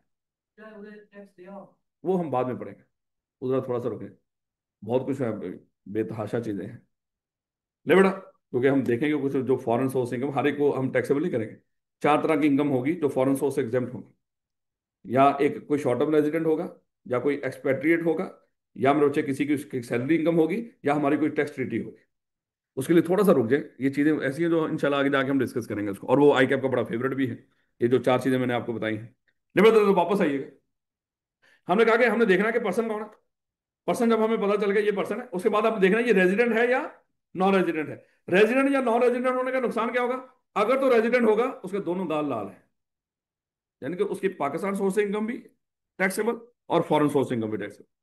लेकिन अगर पता चला कि कोई फलाना बंदा है वो नॉन रेजिडेंट है, उसकी सिर्फ जो पाकिस्तान, अगर कोई बंदा नॉन रेजिडेंट में सभी, ये पाकिस्तान में है लेकिन साबित हुआ ये नॉन रेजिडेंट है, इसका मतलब साबित करना होगा रेजिडेंट है नॉन रेजिडेंट। ये आईडी कार्ड से पता नहीं चलेगा, ये नेशनैलिटी से नहीं पता चलेगा, इसका कोई और तरीकाकार होगा। अगर साबित हो गया मिस्टर बी क्या है, ये नॉन रेजिडेंट है, इसकी जो सिर्फ पाकिस्तान में आके जो इनकम कमाएगा ना, सिर्फ वही टैक्सेबल होगी, फॉरेन टैक्सेबल नहीं होगी। दबा देखना, पर्सन दो तरह के, रेजिडेंट, नॉन रेजिडेंट। अगर कोई बंदा रेजिडेंट साबित हो गया, जो पाकिस्तान से कमा रहा होगा, अगर आप पाकिस्तान के रेजिडेंट हो, अगर साबित हो गया यहाँ पे टैक्स वालों के नजदीक, अगर आप पाकिस्तान के रेजिडेंट साबित हो गए, आप जो पाकिस्तान से कमा रहे होंगे वो भी, और जो पाकिस्तान से बाहर कमाया होगा वो दोनों इनकम पाकिस्तान में क्या होंगी, टैक्सेबल होंगी। अगर साबित हो गया, चाहे आप पाकिस्तानी हो, अच्छा यहां पे देखना, एक बंदा पाकिस्तानी है, आप पाकिस्तान के हैं, हो सकता है इस साल में आप क्या हो, नॉन रेजिडेंट। हम देखेंगे हर बंदे का हर लिहाज से चेक किया करेंगे, चाहे वो बंदा कोई पाकिस्तानी हो चाहे फॉरेन हो, हर साल के लिहाज से उसका स्टेटस चेक किया करेंगे, ये रेजिडेंट है इस साल में या नॉन रेजिडेंट है। हो सकता है कोई डोनाल्ड ट्रंप पाकिस्तान में आया हो, वो पाकिस्तान का रेजिडेंट हो जाए। हो सकता है आप पाकिस्तान में हो, पाकिस्तान के ही यहाँ पे पैदाइश है, यहीं पे पले बड़े हो, लेकिन हो सकता है इस साल में आप नॉन रेजिडेंट हो। इसका मतलब ये कोई डिफरेंट तरीकाकार है ये टाइन करने के लिए कौन रेजिडेंट है कौन नॉन रेजिडेंट है। अगर कोई साबित हो गया कोई बंदा नॉन रेजिडेंट है, उसकी कौन सी इनकम टैक्सेबल होगी, सिर्फ जो पाकिस्तान से कमा रहा हो। नॉन रेजिडेंट को फायदा है, उसकी सिर्फ एक गाल लाल हो, जो पाकिस्तान से, जो पाकिस्तान में कमा रहा है वो टैक्सेबल होगी, जो बाहर कमा रहा है हमें उससे कोई लेना देना। लेकिन अगर साबित हो गया ये बंदा पाकिस्तान का रेजिडेंट है, तो फिर पाकिस्तान सोर्स ऑफ इनकम भी और फॉरेन सोर्स ऑफ इनकम भी दोनों पाकिस्तान में क्या होंगी, टैक्सेबल होंगी। दोबारा तरह मेरे बच्चे देखिएगा, हम पढ़ने जा रहे हैं कि पर्सन दो तरह के होते हैं, रेजिडेंट और नॉन रेजिडेंट। अगर कोई बंदा रेजिडेंट हुआ, उसकी कौन सी इनकम टैक्सेबल होगी पाकिस्तान में, पाकिस्तान से कमाई हुई भी और फॉरेन सोर्स ऑफ इनकम भी। अगर कोई बंदा नॉन रेजिडेंट हुआ तो उसकी कौन सी इनकम पाकिस्तान में टैक्सेबल होगी, जो पाकिस्तान से कमा रहा है, जो बाहर से कमा रहा है हमें उससे कोई लेना देना नहीं है। अब मेरे बच्चे जरा ये अल्फाज पहले पढ़ लो, फिर हम सीधा जाएंगे रेजिडेंट कहते किसको है, क्योंकि जब तक वो नहीं पढ़ेंगे कोई पता नहीं लग रहा हम बात क्या कर रहे हैं। कहता था income of a resident person, अगर साबित हो गया रेजिडेंट है, इसका मतलब अभी क्राइटेरिया देखेंगे किसको रेजिडेंट बोलेंगे, इस कंप्यूटर बाय, और ये रेजिडेंट का मतलब नेशनैलिटी से, कोई बार बार कह रहा हूं नेशनैलिटी से कोई लेना देना, आईडी कार्ड किसी का पाकिस्तान का है, हो सकता है नॉन रेजिडेंट। आईडी कार्ड किसी का ब्रिटिश का है, लेकिन हो सकता है पाकिस्तान का रेजिडेंट हो।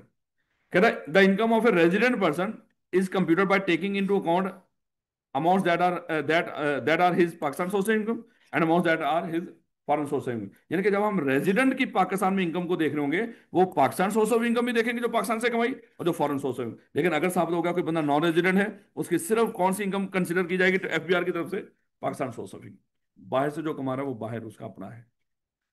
बात समझ आ रही है? कहता है अब जब ये दो अल्फाज अब आपके सामने आ गए, ये उसने इस तरह का भी बना के दिया हुआ है। कहता है कि जो अगर पाकिस्तान का रेजिडेंट है, रेजिडेंट अगर कोई हो, उसकी पाकिस्तान सोर्स ऑफ इनकम क्या है, चार्जेबल। और जो फॉरेन सोर्स ऑफ इनकम क्या है, वो भी चार्जेबल। अगर कोई बंदा नॉन रेजिडेंट है, उसकी पाकिस्तान सोर्स ऑफ इनकम क्या है, चार्जेबल। लेकिन नॉन रेजिडेंट की फॉरेन सोर्स ऑफ इनकम क्या है, नॉट चार्जेबल टैक्स। ले बेटा, थोड़ी सी चीजें मैंने आपको कहा था काम की चीजें, फिलहाल जरा पढ़ लें यहाँ पे इस चैप्टर में। रेजिडेंशियल स्टेटस किसको कहेंगे, कौन रेजिडेंट है कौन नॉन रेजिडेंट है। पहले तो हम देखेंगे ये रेजिडेंट और नॉन रेजिडेंट स्टेटस हमने किसका चेक करना है, पर्सन का। किसका चेक करना है, पर्सन का। और पर्सन कौन कौन है बता, इंडिविजुअल, कंपनी, एओपी। अच्छा सिर्फ ये तीन का ही चेक करें, चौथा भी है गवर्नमेंट भी, चलो रखो भाई गवर्नमेंट, क्योंकि गवर्नमेंट हमेशा ही रेजिडेंट होते हैं इसका, वैसे वो कहता है गोली बात। तो ये पर्सन ऊपर आप डेफिनेशन में पढ़ गए थे। अब इनका हम चेक करेंगे ये रेजिडेंट कब होंगे और नॉन रेजिडेंट कब होंगे। अब मेरे उससे देखिएगा सबसे पहले,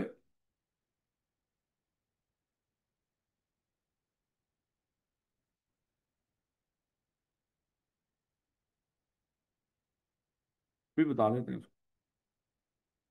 सारी गवर्नमेंट टैक्स नहीं ना, बाजकल गवर्नमेंट टैक्स देती भी, सूबाई गवर्नमेंट। अगर ये किसी और सूबे में कुछ कमा रही होगी, मान लो कि गवर्नमेंट ऑफ पंजाब अगर सिंध से कुछ कमा रही है, तो उसको वहां से टैक्स देना पड़ेगा। बात का इस तरह का मामला होता है। पर फॉरेन गवर्नमेंट तो नहीं, लेकिन इसलिए उसका रेजिडेंट रेजिडेंट का कोई लेना देना नहीं होगा। लेकिन देखिएगा,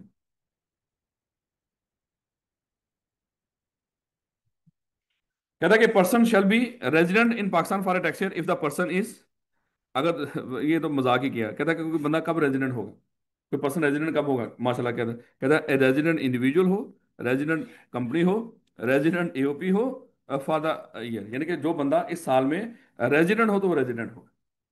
उसके बाद कहता है या मान लो कि वो फेडरल गवर्नमेंट। अच्छा फेडरल गवर्नमेंट के साथ लफ्ज नहीं लिखा हुआ कि रेजिडेंट फेडरल गवर्नमेंट, नहीं, क्योंकि फेडरल गवर्नमेंट हमेशा ही क्या होती है, ये रेजिडेंट ही होती है। इसको रेजिडेंट कहने की जरूरत नहीं होती। लेकिन ये हो सकता है रेजिडेंट हो या ना हो, लेकिन ये तभी रेजिडेंट होंगे जब रेजिडेंट होंगे। वो वो डेफिनेशन में लिखा हुआ, डेफिनेशन तो नहीं अभी, लेकिन बता रहे हैं person shall be resident in Pakistan for tax year if the person is resident. या वो क्या है, यानी कि फेडरल गवर्नमेंट हमेशा ही क्या होती है, वो रेजिडेंट इन पाकिस्तान होती है। इसके बारे में आपको जानने की जरूरत नहीं। इसका मतलब रह पीछे कौन गया, इंडिविजुअल, एओपी और कंपनी। इसलिए कंपनी की डेफिनेशन के अंदर उसने फेडरल गवर्नमेंट को नहीं रखा, अगर से प्रोविंशियल गवर्नमेंट भी वैसे फॉरेन नहीं होती, लेकिन फिर भी। ले बेटा, और नॉन रेजिडेंट कब होगा, a person shall B non resident Pakistan person for tax year if the person is a not resident person for the tax year. लेकिन नॉन रेजिडेंट होगा अगर नॉन रेजिडेंट है, रेजिडेंट होगा अगर वो रेजिडेंट है। ये तो मेरे बच्चे बातें होगी सारी मजाक वाली, लेकिन अब एक एक करके हमने डिस्कस करना है। सुपर डुपर इंपॉर्टेंट, कोई इंडिविजुअल कब रेजिडेंट होगा। कहता है इंडिविजुअल रेजिडेंट होगा अगर कोई भी बंदा चाहे पाकिस्तानी हो चाहे फॉरेन हो, अगर किसी एक टैक्स ईयर के अंदर। अच्छा हर बंदे का रेजिडेंट स्टेटस हम हर साल देखा करते हैं, एफबीआर हर साल हर बंदे का रेजिडेंट टैक्स देखते हैं, इस तरह जो भी उनके ये जो फाइलर हो। अगर कोई भी बंदा चाहे फाइलर हो चाहे नॉन फाइलर हो, जो भी हो, जो पाकिस्तान में है इस साल में, अगर वो बंदा पाकिस्तान में 183 दिन या उससे ज्यादा पाकिस्तान में रुका हो, अगर कोई इंसान चाहे वो पाकिस्तानी हो चाहे फॉरेन हो, एक टैक्स ईयर के अंदर। और टैक्स ईयर का मतलब क्या है यहाँ पे, 1 जुलाई से लेके 30 जून तक। अगर इस 12 महीनों में कोई बंदा 183 दिन या उससे ज्यादा पाकिस्तान में रुका, तो हमारे नजदीक वो क्या है, वो रेजिडेंट है। ये बात समझ आ रही। इंडिविजुअल कब रेजिडेंट होगा, अगर वो पाकिस्तान में एक टैक्स ईयर के अंदर कितना अर्सा रुका हो, 183 दिन या उससे ज्यादा।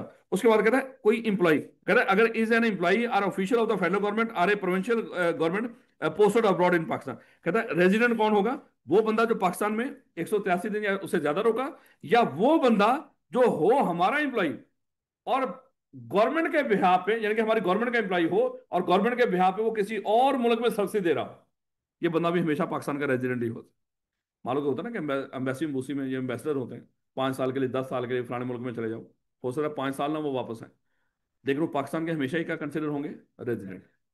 यानी कि जो गवर्नमेंट के, कौन से गवर्नमेंट के, फेडरल गवर्नमेंट के और प्रोविंशियल गवर्नमेंट के, जो लोग गवर्नमेंट के बिहाफ पे मुल्क से बाहर काम कर रहे हैं, एम्प्लॉय हैं गवर्नमेंट के बिहाफ पे, वो पाकिस्तान में चाहे एक दिन भी ना आए, वो उस साल में क्या होते हैं, रेजिडेंट ही होते हैं। इसका मतलब क्या हुआ, उनकी पाकिस्तान सोर्स ऑफ इनकम भी और उनकी फॉरेन सोर्स ऑफ इनकम भी ये क्या होगी, ये एग्जाम्प्ट होगी। लेकिन इनको बाकी और एग्जाम्पशन में आ जाएगा ना, सॉरी ये टैक्सेबल होगी, लेकिन इनको कुछ और एग्जाम्पशन मिल जाएंगे ना, वो देखेंगे उसको। बेटा उसके बाद तीसरे नंबर पे कौन कह रहा है कि रेजिडेंट इंडिविजुअल वो भी इंडिविजुअल रेजिडेंट होगा जो पाकिस्तान का नेशनल हो, यानी कि ये पाकिस्तान के आईडी कार्ड वाले की बात कर रहे हैं। ऐसा बंदा जिसका जो पाकिस्तान का नेशनल हो, ए सिटीजन ऑफ पाकिस्तान। अगर कोई पाकिस्तान का शहरी और वो पाकिस्तान में 183 दिन ना रुके, वो तो क्या था भला, वो तो सर नॉन रेजिडेंट था। लेकिन अगर वो पाकिस्तान का नेशनल है, पाकिस्तान का शहरी है, वो पाकिस्तान में भी इस साल में रेजिडेंट ना बना हो, और माशाल्लाह ऐसा बंदा जो घूमता फिर रहा किसी और मुल्क का भी रेजिडेंट नहीं बना।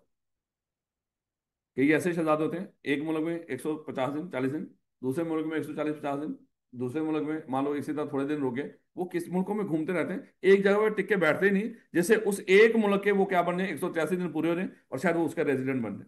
वो किसी एक मुल्क में टिकते ही नहीं है, पाकिस्तानी, लेकिन वो क्या कर रहे हैं, वो भागे फिर रहे हैं पूरी दुनिया में। और साल जब एंड हुआ, उन्होंने कहा ला भैया सानू तो कोई फाड़ ही नहीं सकता है, मैं तो डॉन है, मैं तो किसी मुल्क का भी रेजिडेंट हुआ ही नहीं। तो शायद किसी मुल्क में भी अब मुझे फॉरेन सोर्स ऑफ इनकम और Pakistan source of income, Pakistan में वो क्या करने की जरूरत है ही नहीं उसको, यानी कि दोनों इनकम्स के ऊपर टैक्स देने की जरूरत ही नहीं। तो गवर्नमेंट भी बड़ी सियानी है, ये अभी ये मेरे नया रूल बना था थोड़ा सा अर्सा पहले। इस तरह के लोग अक्सर आना शुरू हो गए इस तरह के सामने, कि भैया ये तो कई लोग हैं वो हैं तो पाकिस्तानी, ना वो पाकिस्तान के रेजिडेंट बने इस साल में, ना किसी और मुल्क के बने। तो जो पाकिस्तानी हो, जो हमारा रेजिडेंट ना बने और किसी और मुल्क का भी रेजिडेंट ना बने, फिर वो हमारा ही रेजिडेंट है।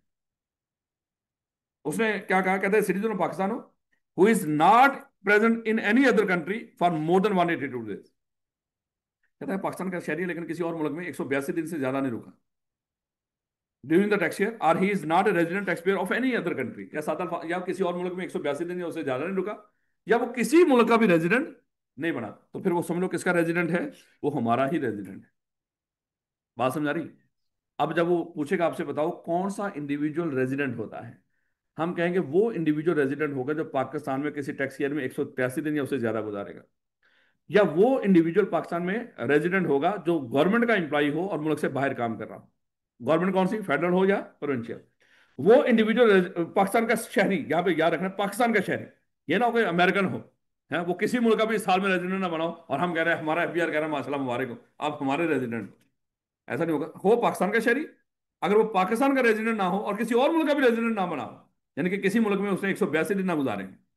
पाकिस्तान में कितने दिन चाहिए उसको रहने के लिए, 183।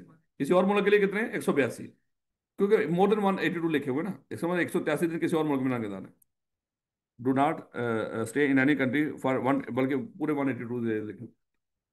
हाँ, तो 182 डेज रखे हुए, मोर देन नहीं लिखे हुए।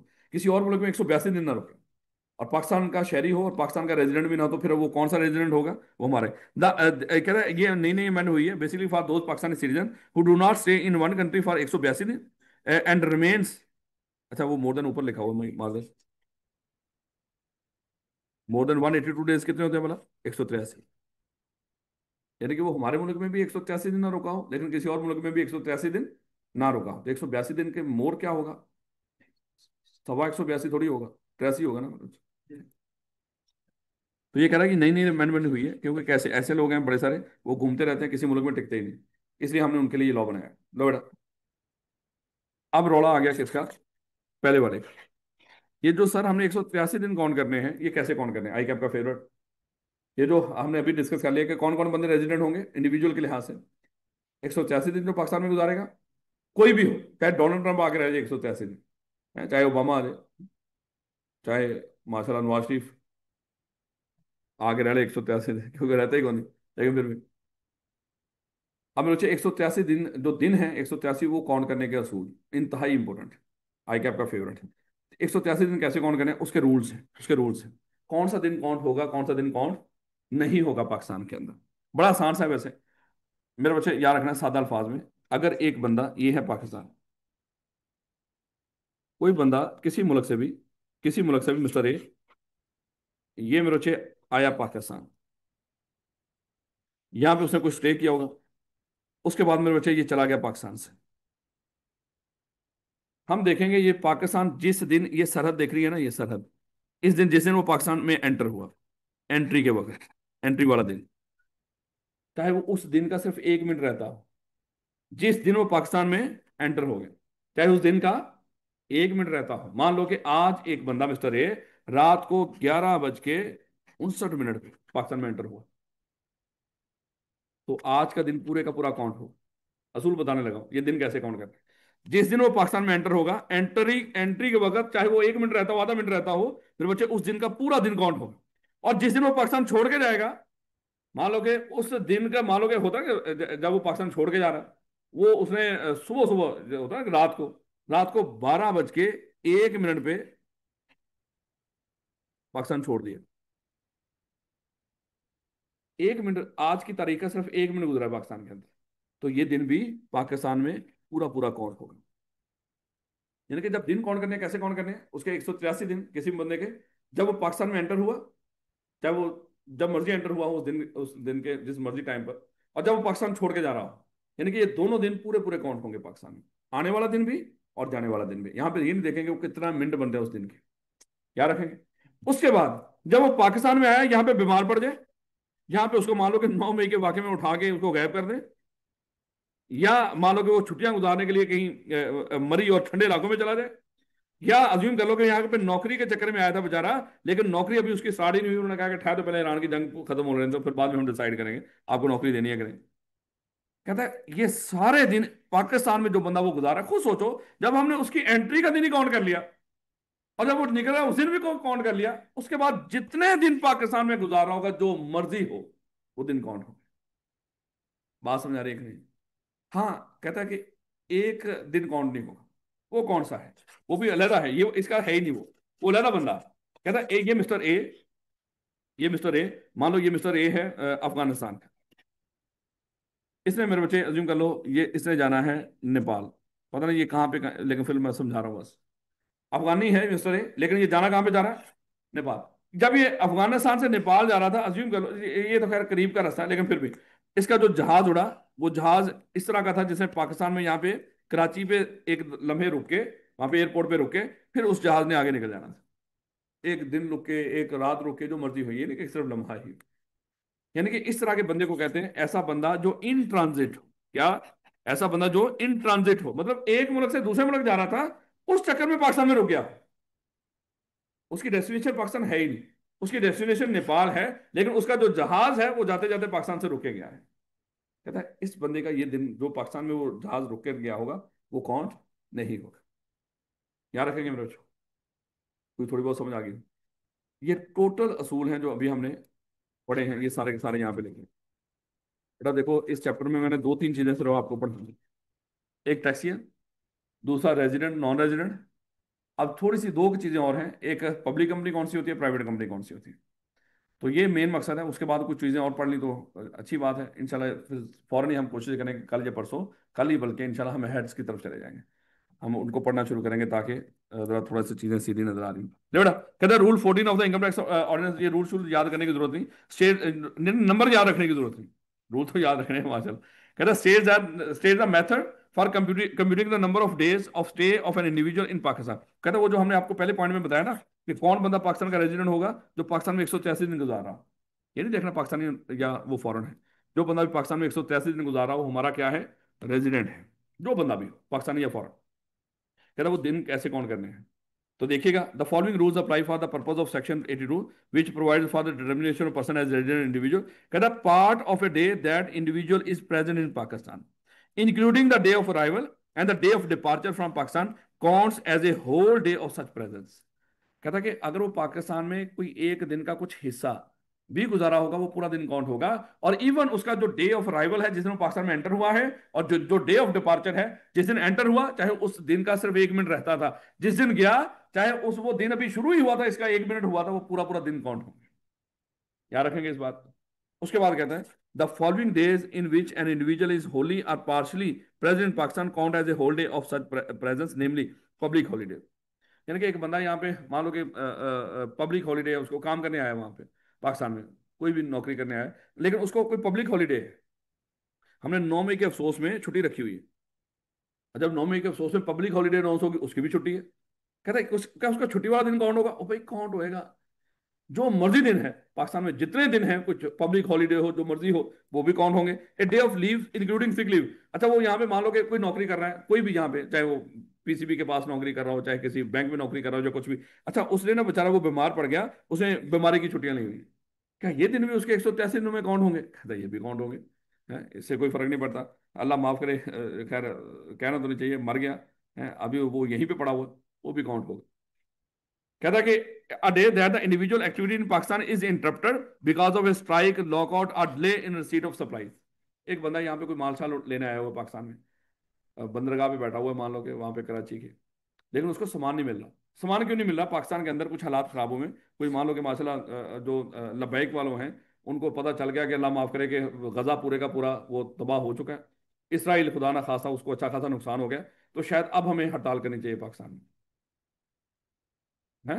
नहीं, यहाँ पे इन लोगों का भी जिक्र होना चाहिए ना, ये छोटी छोटी बातों के ऊपर जो पूरा पूरा मुल्क बंद कर दिया करते थे। आपने कभी देखा है कि जब का गजा वार शुरू हुई है कभी निकले ही नहीं? कभी नहीं सोचते आप लोग, यार अभी तो बेचारे कहीं पे जुल्म से तुम हो रहे हैं ना, क्या इनको निकलना नहीं चाहिए? हड़तालें करनी चाहिए, हैं। अमेरिका उनको सपोर्ट कर रहा है, इसराइल को जो बम फेंक रहा है वहां पे, अल्लाह माफ करे कितने कुरान जलते होंगे वहां पे। एक कुरान की बेहरुमती हुई थी ना, अल्लाह माफ करे, वो हमारे ईमान का हिस्सा है, हम उस बेहरुमती को बेहरुमती समझते हैं, और उसका पूरा पूरा हिसाब किताब उसको जानना चाहते हैं, अल्लाह अगर मौका दे। लेकिन हाँ, पूरे पाकिस्तान को बंद कर देना। वो वालदेन जिन्होंने बेचारों ने सारी जिंदगी जमा पूंजी इकट्ठी करके अपने बच्चों की शादी रखी हो, वो शादियों को बर्बाद कर देना, ये उनका आम सा मशगला है।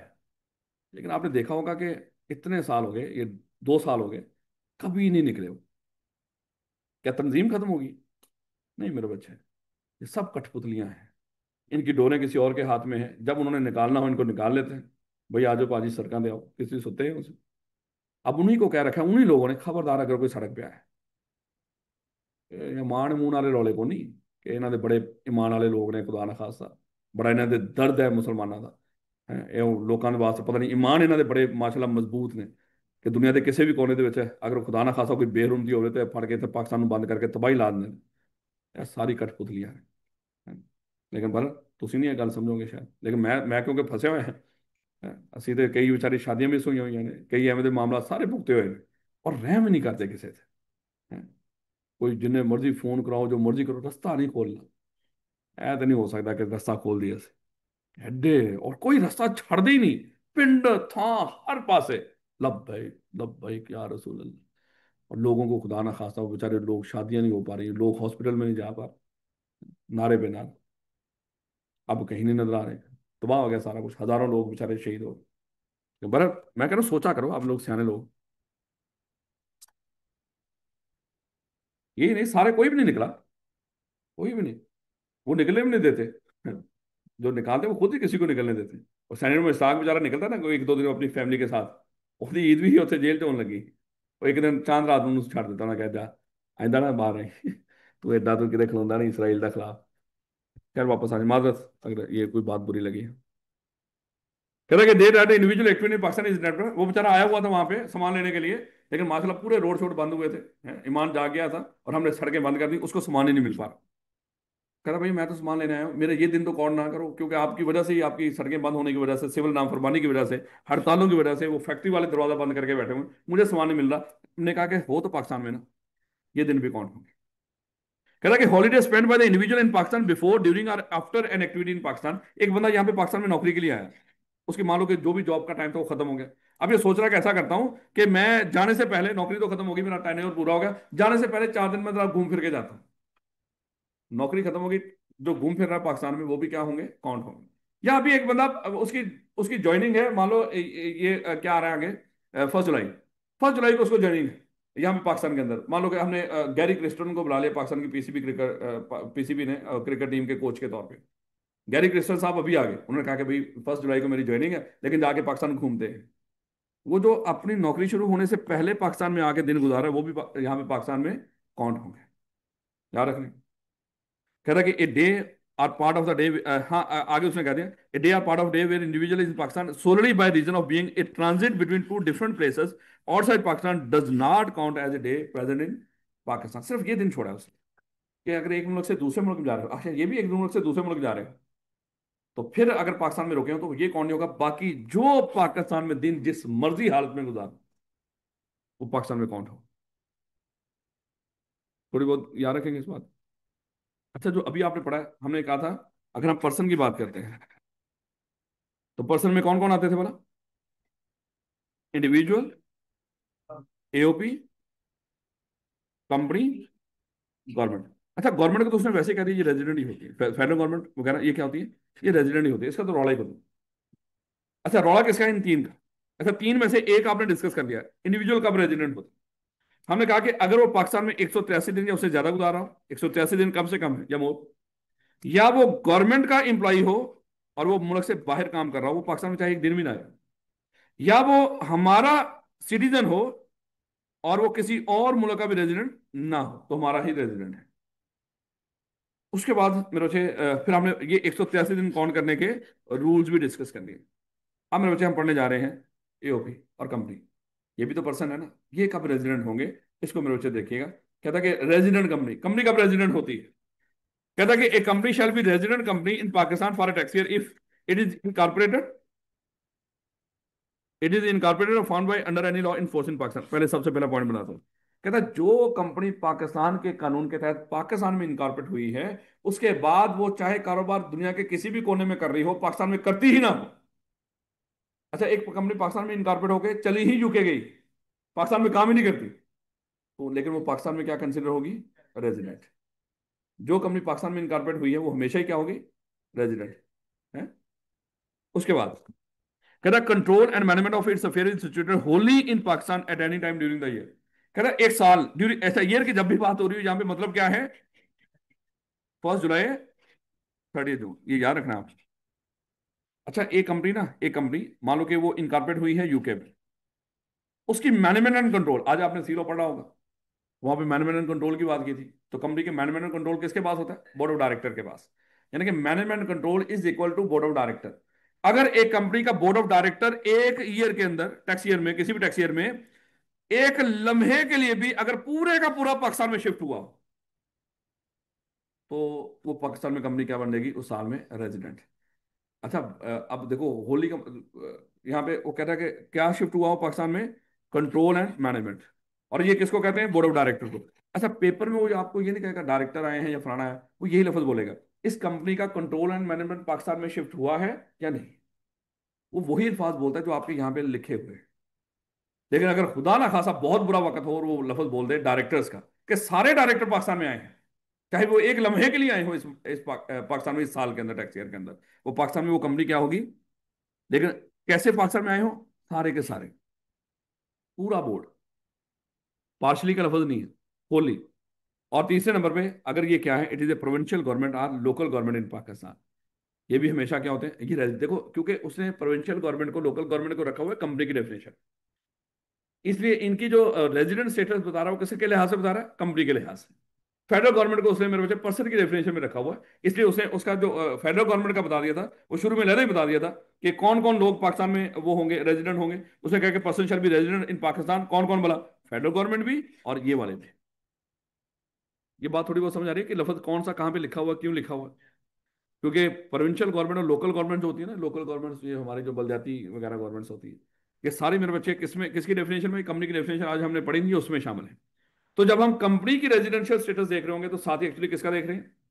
गवर्नमेंट का भी, प्रोविंशियल गवर्नमेंट का भी देखें। इसलिए मेरे बच्चे उसके अंदर कवर कर दिया। कहता कि जो प्रोविंशियल गवर्नमेंट्स होती हैं या जो लोकल गवर्नमेंट्स होती हैं, ये हमेशा ही क्या होती हैं?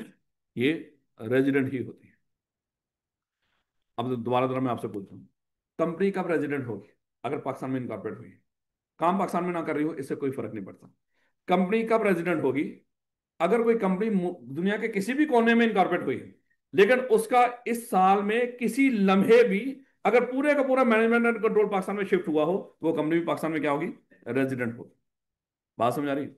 अब वो पेपर में अक्सर इस तरह की बात कर देता है कि एक फलानी कंपनी है वो यूके में इनकॉर्पोरेट हुई है, उसका मैनेजमेंट एंड कंट्रोल पाकिस्तान में 9 मई को मान लो कि 1 घंटे के लिए पाकिस्तान में शिफ्ट हुआ,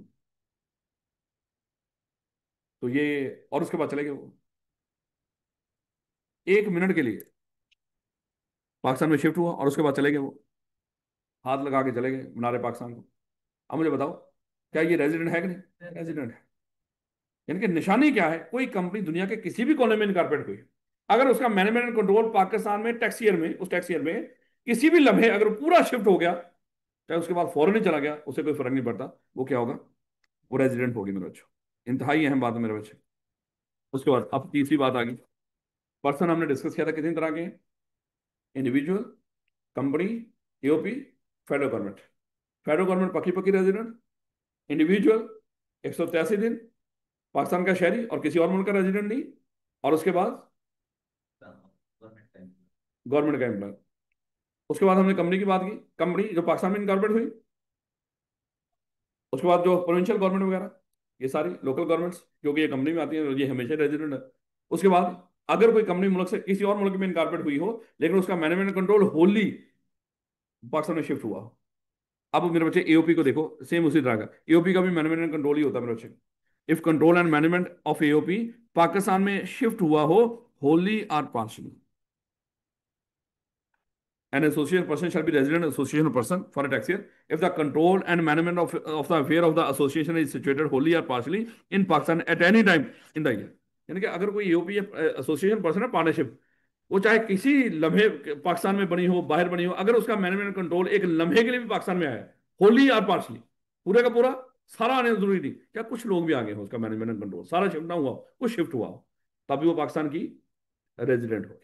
यानी कि एओपी के लिए सिर्फ एक ही है, अगर उसका मैनेजमेंट कंट्रोल पाकिस्तान में होली या पार्सली शिफ्ट हुआ एक लम्हे के लिए। कौन? पाकिस्तान में रेजिडेंट बन गई होली यहाँ पे आए। फिलहाल अपने मुल्क का ख्याल कर, दूसरों के बारे में ना सोचो। देखो ना, अब हम जगह जगह पे पढ़ेंगे, एक बंदा बेचारा वो इनकम कमा रहा है मुल्क से बाहर, जब वो वहां पे कमा रहा होगा वहां पे टैक्स पे नहीं करेगा। जैसे बेचारा पाकिस्तान में लेकर आया आपने फिर टैक्स ले लिया उसके ऊपर, वहां पे भी टैक्स दिया यहाँ पे भी टैक्स दिया। हाँ कुछ छोड़ देंगे, सैलरी सुलरी छोड़ देंगे, वहां पे टैक्स दी हुई है, बाकी पे टैक्स लेंगे आप। रैम खाने की जरूरत नहीं मेरे बच्चे, कोई मसला नहीं, चाहे रेजिडेंट हो ना रहे, आप अपने मुल्क के लिहाज से सोचें कि हमारे मुल्क के लिहाज से कौन होगा। पक्की बात है, एक लम्हे के लिए आए तो वापस चलेंगे, उस मुल्क में भी इसी तरह का कानून होगा। शायद पता नहीं कितने मुल्कों में इस तरह का उनका होगा, कारोबार भी तो कर रहे हैं ना वहां पे, कोई वजह तो है ना। हो सकता है सिर्फ होकर चले गए, इनकम है ही नहीं पाकिस्तान में तो रौला ही मुका होना है, लेकिन जो बाहर कमा रहे होंगे वो भी पाकिस्तान में इकट्ठा है। ये ध्यान रखना, क्योंकि रेजिडेंट पर्सन की पाकिस्तान सोर्स ऑफ इनकम और फॉरेन दोनों टैक्सेबल होती है, ये दिक्कत है। लेकिन बहरहाल ये है कमाल की बात आपकी। लो बड़ा है, थोड़ी देर के लिए आई वापस चली गई, उसने फिर इंटरव्यू हमसे कैसे लेक्चर अभी फिर आने का वेट करेंगे इसका बेटा, बड़े सारे इसी तरह के मामला होते हैं। आपको क्या लग रहा है जितनी बातें हम यहाँ पे कर रहे हैं ये सारी पॉसिबल होती हैं इस तरह के मामला हैं? ऐसे ऐसे माशाल्लाह आप लोग हो, एक बंदा पूरा साल भी रुका होगा आप उसको यहाँ पे नॉन रेजिडेंट शो करवा दें, ऐसे चमत्कारी इंसान हो आप। इसी चीज के तो आपने पैसे लेने हैं वहां पे टैक्स के हैं? तो खैर ये तो 2 नंबरी होगी, लेकिन तरीकेकार भी होंगे, इसके तरीकेकार भी होंगे। ये बेटा यही तो सीख रहे हो यहाँ पे आप चीज़ें, करना क्या है। लेकिन बहर वापस आइए, जल्दी जल्दी मुझे मेरे बच्चे एक्सरसाइज करवाइएगा। कहता है कि explain the residential status of the following person for the tax year 2023। अच्छा सबसे इंपॉर्टेंट चीज ये होगी, किस टैक्स ईयर की बात करें, टैक्स ईयर कौन सा बना 2023, ये कहां से कहां तक होगा। 5 जुलाई 2022 से हाँ, ये अज्यूम करके चाहे इसकी टाइमलाइन बना के रख लेना, ये बहुत इंपॉर्टेंट होगा, ये किसकी बात हो रही है। तो बड़ा सबसे पहले देखिए, कहता है mister Raza is working as a director operation in ministry of tourism on 15 July 2022। He was posted to Pakistan embassy in Italy for 2 years. 15 जुलाई यानी कि 1 जुलाई 2022 से हमारा साल शुरू हो गया ना, पहले भी होता है चाहे बाद में होता, तो 1 जुलाई को हमारा साल 15 जुलाई को चला गया इसी साल में। तो ये तो तकरीबन सिर्फ इस साल में सिर्फ 14 दिन पाकिस्तान में रुका है, अगर देखा जाए, या 15 दिन कह लो पाकिस्तान में रुका, वो दिन भी कौन कर लो, बाकी तो है ही नहीं पाकिस्तान के अंदर, सिर्फ 15 दिन रुका है इस साल। लेकिन मेरे कि मुझे बताएं ये रेजिडेंट नॉन रेजिडेंट, क्यों रेजिडेंट है वाला, ये गवर्नमेंट के बिहाफ पे मुल्क से बाहर गया है। तो जो गवर्नमेंट प्रोविंशियल हो या फेडरल गवर्नमेंट, इनके जो एम्प्लॉय बाहर इस तरह के डिप्लॉय हैं मेरे बच्चे, वो हमेशा ही क्या कंसिडर होंगे, रेजिडेंट। उसके बाद देखिएगा, कहता है कि एंडरसन लिमिटेड लाइबिलिटी कंपनी कोई भी है, was incorporated as limited liability company in UK. ये कंपनी कहां पे इनकॉर्पोरेट हुई है, यूके में। क्या ये पाकिस्तान में रेजिडेंट हो सकती है? हाँ, कब बना? अगर इसका मैनेजमेंट कंट्रोल इस टैक्स ईयर में 1 जुलाई से लेके 1 जुलाई 2022 से लेके 30 जून 2023 तक किसी लम्हे भी पाकिस्तान में पूरे का पूरा शिफ्ट हुआ। क्योंकि देखो, जब आता हो तो बंदे को सोच तो पूरी बने ना, ये थोड़ी है कि पूरा सवाल पढ़ें तो तभी आपको पता चलेगा यहाँ पे होना क्या है। कानून तो आपको बताओ, क्योंकि इसी कानून के मुताबिक सॉल्व होना। कहता द कंट्रोल एंड मैनेजमेंट। अब देखो ना, पेपर पे वैसे ही बोलेगा, वो आपको तंग नहीं करेगा, कुछ और अल्फाज नहीं बोलेगा। इसलिए मैं कह रहा हूँ कि यहाँ पे किसी लफज का अगर मतलब ना भी पता हो, परेशान नहीं होना उसके बारे में। पेपर में जब वो चीज पूछेगा वही लफज यूज करेगा जो आपकी किताब में लिखा हो। कहता है कि control and management of its affair was situated Holi in Pakistan. However, with effect from 1st November 2022, the entire management and control was shifted to UK। कहता है कंपनी इनकॉर्पोरेट यूके में हुई है, लेकिन इसका मैनेजमेंट एंड कंट्रोल पाकिस्तान में शिफ्ट था। और कब तक रहा? 1 नवंबर 2022 तक। लेकिन 1 नवंबर 2022 को पूरे की पूरे जो मैनेजमेंट एंड कंट्रोल कहां पे शिफ्ट हो गया? यूके में। 1 नवंबर 2022 का इसी टैक्स ईयर में है जब वो बाहर चले गए। लेकिन क्या इसी टैक्स ईयर में, ये टैक्स ईयर शुरू कहां से हुआ था? 1 जुलाई 2022 से 30 जून 2000, क्या 1 जुलाई 2022 से लेके 1 नवंबर 2022 तक या पाकिस्तान में ही थी ये कंपनी? यही होगी। तो एक लम्हे भी आ जाती, ये तो अच्छा खासा टाइम रही है। तो ये क्या है, रेजिडेंट या नॉन रेजिडेंट? रेजिडेंट। कहता है कि 1 फरवरी 2023, mister Sameel, a citizen of Pakistan, was sent to Pakistan by his UK based company. अच्छा, है ये पाकिस्तानी। 1 फरवरी 2023 को mister Sameel, a citizen of Pakistan, was sent to Pakistan by UK based company to work on a special project. He left Pakistan on 23 August 2023। बताओ resident है या non? अब देखो मेरे, तो बना लेते हैं। हमारा साल कहां से शुरू हो रहा है बोला? 1 जुलाई 2022 ऐसे में रचो। और ये कहां तक चलेगा? 30 जून 2023। वैसे 2023 है ना, 30 जून 2023 को एंड होगा। अब मेरे बच्चे, ये कहीं कोई बाहर का बंदा है पाकिस्तानी, लेकिन किसी और कंपनी में काम कर रहा हूँ। 1 फरवरी 2023 को mister Sameel, a citizen Pakistan, was sent to Pakistan. इसको पाकिस्तान भेजा गया है यूके बेस्ड कंपनी ने। वो कहा ना वहां पे यूके में काम कर रहा होगा पाकिस्तानी, उन्होंने कहा कि भाई पाकिस्तान में कोई प्रोजेक्ट है, तो पाकिस्तानी है तो जा जाके उसको प्रोजेक्ट को करके आ। तो ये पाकिस्तान में आया ऑन स्पेशल प्रोजेक्ट, और वो वापस चला गया, कब बोला? 23 अगस्त 2023 को। अब ये पाकिस्तान का रेजिडेंट है या नहीं, वो हमने देखना। तो असूल क्या है? 183 दिन गुजरा। क्या है ये पाकिस्तान का सिटीजन? और अगर वो इस तरह की, तो फिलहाल इसने बात बताई नहीं, कहीं पे लिख देता ये किसी और मुल्क में भी 182 दिन या उससे ज्यादा नहीं ठहरा, 182 दिन से ज्यादा नहीं ठहरा, उस तरह की बात इसने की नहीं कहीं पे। इसका मतलब वो तो रौला देखना ही नहीं आपने, कि हम उस चक्कर में बना लेते हैं कि जब पाकिस्तान में 182 दिन से ज्यादा, यानी कि 183 दिन ठहरा ना किसी और मुल्क में, है तो हमारा सिटीजन, तो फिर हमारा ही रेजिडेंट है। इस तरह का मामला, क्योंकि वो इन्फॉर्मेशन देना लाजमी है, वो बात बताएगा आपको कि ये बंदा है पाकिस्तान का सिटीजन, लेकिन इसके किसी भी मुल्क में 182 दिन से ज्यादा नहीं है टिका, ये किसी एक मुल्क में। खैर वापस आओ, अब इसको काउंट करना शुरू करो। मुझे ये बताओ, क्या ये जुलाई के महीने में पाकिस्तान में था? जुलाई 2022 में जुलाई का महीना पाकिस्तान में था? नहीं, जुलाई क्या। अब मेरे बच्चे, उसके बाद मुझे बताओ, अगस्त में ये पाकिस्तान में था? सितंबर में पाकिस्तान में था? अक्टूबर में पाकिस्तान में था? नवंबर में? दिसंबर में? जनवरी में? फरवरी में? आ गया। अब फरवरी मेरे बच्चे, मोस्टली तो मेरे बच्चे वैसे ये 29 वाली होती है, ये 28 वाली रखनी है मोस्टली। तो 29 का बात है। और वो मेरा ख्याल है कि वो 4 साल बाद आते हैं, जैसे 20 24 28 ऐसे ही। चलें, इस तरह कर, इसको फिर 28 ही रखें हैं। ज्यादा गिन देते हैं, मैक्सिमम 32 ही होता नहीं नहीं, आपने वही गिने जो नॉर्मली। हाँ, वैसे लीप ईयर के चक्कर में वो डालता नहीं है। तो अगर हैं तो 28 होते हैं, तो 28 ही रख रहे हैं। नो बेटा, तो फरवरी पहले ही कोई आ गया था पाकिस्तान में, तो गया कब है बोला? अगस्त में। इसका मतलब फरवरी का पूरा महीना रुका पाकिस्तान में। ये कितने दिन बने? 28 दिन। उसके बाद मेरे बच्चे, मुझे फरवरी मार्च में यहीं पे था, कितने दिन बोला? अप्रैल में यहीं पे था, कितने दिन बोला? 31 है या 30? है। अच्छा, ये याद रखने अब आपने, ये दिन आपको पता होना चाहिए किस महीने में कितने हैं। जनवरी फरवरी मार्च अप्रैल मई यहीं पे था। 31, जून,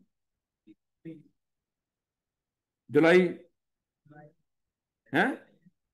हाँ ये इम्पोर्टेंट, क्योंकि आपका साल कहां तक था बोला, 30 जून 2023 तक। अगरचे ये पाकिस्तान में कब रुका है, 23 अगस्त 2023 तक। आपने सिर्फ इस टैक्स ईयर का बताना है। उसने कहा था टैक्स ईयर 2023 में बताइए, जो फॉरेन लोग हैं ये पाकिस्तान के रेजिडेंट है कि नहीं।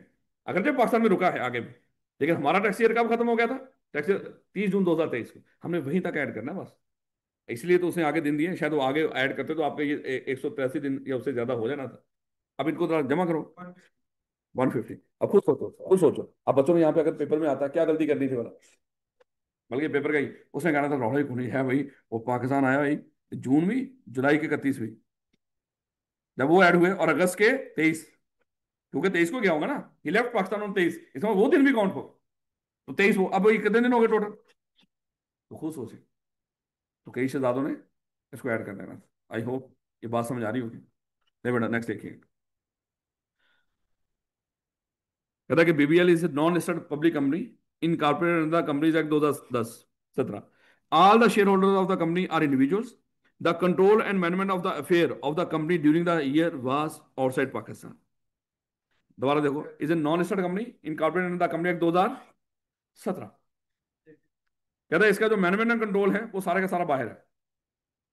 रेजिडेंट या नॉन रेजिडेंट कोई फर्क नहीं पड़ता, जो पाकिस्तान में कंपनी इनकॉर्पोरेट हुई है चाहे वो एक लम्हा भी ना रुके।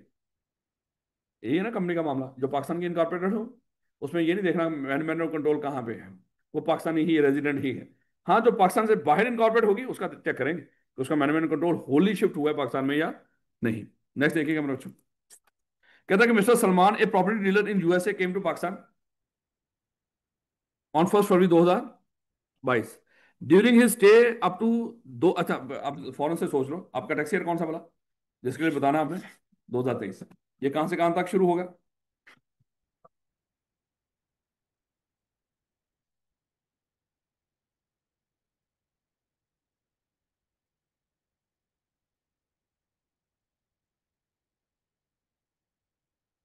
ले बेटा।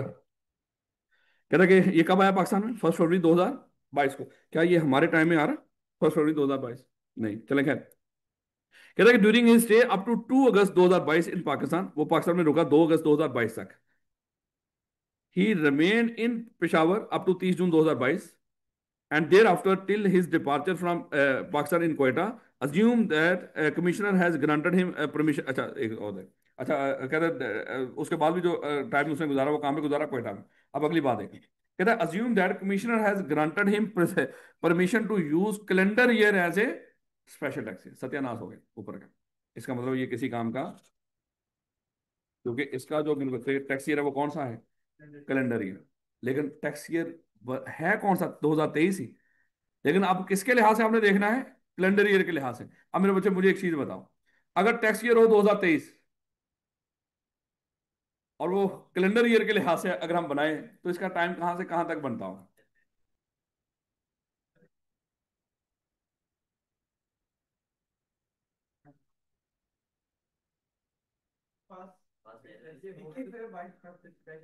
पास 1 जनवरी 2022 से 31 दिसंबर 2022, इसको हम डिनोट कैसे करेंगे, टैक्स ईयर 2023, याद है ना स्पेशल का। जब वो एंड हो रहा है उसके बाद हम देखेंगे 30 जून कब आ रहा है। तो जब उसने कहा कि 30 जून, मान लो कि ये जो टैक्स ईयर है हमारा वो 2023 है, तो जाहिर बात है मेरे बच्चों 30 जून 2023 तक होगा अगर वैसे देखा जाए। लेकिन फिलहाल क्योंकि उसको उसने कह दिया कि इसको कैलेंडर ईयर उसने अलाउ किया हुआ, तो कैलेंडर ईयर के लिहाज से 2023 कौन सा बनेगा मेरे बच्चे, फर्स्ट ईयर से लेके 1 जनवरी से लेके 31 दिसंबर तक, ये स्पेशल था। इसको कैसे डिनोट करेंगे, टैक्स ईयर 2023। ये अजीब सी बात है, लेकिन बहरहाल ये समझना जरूरी है। चले कम से कम प्रैक्टिस कर लेंगे तो आगे जब पेपर में आ भी गया तो कोई दिक्कत ही नहीं। अब जरा मेरे बच्चे इसका मतलब हमारा दिन चेंज होगा। तो ये बताइए पाकिस्तान में कब आया वाला, 1 फरवरी को, और हमारा दिन कब शुरू हो रहा है, 1 जनवरी को। इसका मतलब क्या हुआ, ये रेलिवेंट है 1 फरवरी। तो 1 फरवरी को पाकिस्तान में आ गया, तो फरवरी के कितने दिन यहाँ पे, पूरा फरवरी 28। उसके बाद कह रहा है during his stay up to 2 अगस्त 2022, ये पाकिस्तान में कब तक रहा, 2 अगस्त 2022 तक ये पाकिस्तान में रहा था। इसका मतलब क्या हुआ, फरवरी भी पूरा, मार्च भी पूरा, अप्रैल भी, मई भी, जून, जुलाई, अगस्त, 2 दिन। कहना इस लाइन को जमा, पूरा 183। फंस गया बेचारा। एक दिन पहले, अच्छा अगर आपके पास आता है, आपने उसको कहना था भैया आज ही रात को निकल जा, एक दिन पहले, 182 दिनों में निकल जा तो बच जाएगा, है? लेकिन फिर बेचारा बच गया, वो किसी आपके आपकी तरह के फंस गया, वो कंसल्टेंट के पास गया नहीं। तो अब ये क्या बन गया? रेजिडेंट। इसके पाकिस्तान सोर्स ऑफ इनकम और फॉरेन सोर्स ऑफ इनकम दोनों पाकिस्तान में क्या होंगी? टैक्सेबल होंगी। याद रखिएगा इस बात, कोई दिक्कत? ये इंशाल्लाह कल सवाल भी करेंगे। अच्छा, इसमें ना इस चैप्टर चैप्टर नंबर 4 के अंदर कोई और अगर आपकी हिम्मत है कर लें सवाल, देख लीजिए।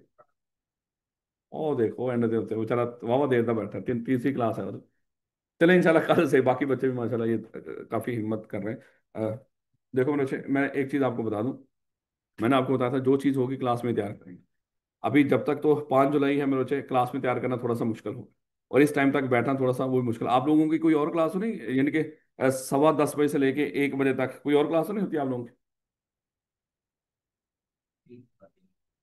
तो बस फिर इंशाल्लाह 5 जुलाई 6 जुलाई को हम क्या करेंगे, हम आपकी क्लास जो शिफ्ट कर देंगे तकरीबन, वो अज्यूम कर लें 11 से लेके 1 बजे तक, ताकि अगली 2 क्लासों से पहले भी आपको आधे घंटे की ब्रेक मिल जाए। तो 2 घंटे की क्लास बड़े सुकून सुकून से उसको, ताकि यहीं पे और ये तैयारी हो जाएगी। यकीन कर लो जितना को पढ़ा दिया ना, मोर देन सफिशिएंट होगा पेपरों को पास करने के लिए, और हो भी जाना इंशाल्लाह। बस आपकी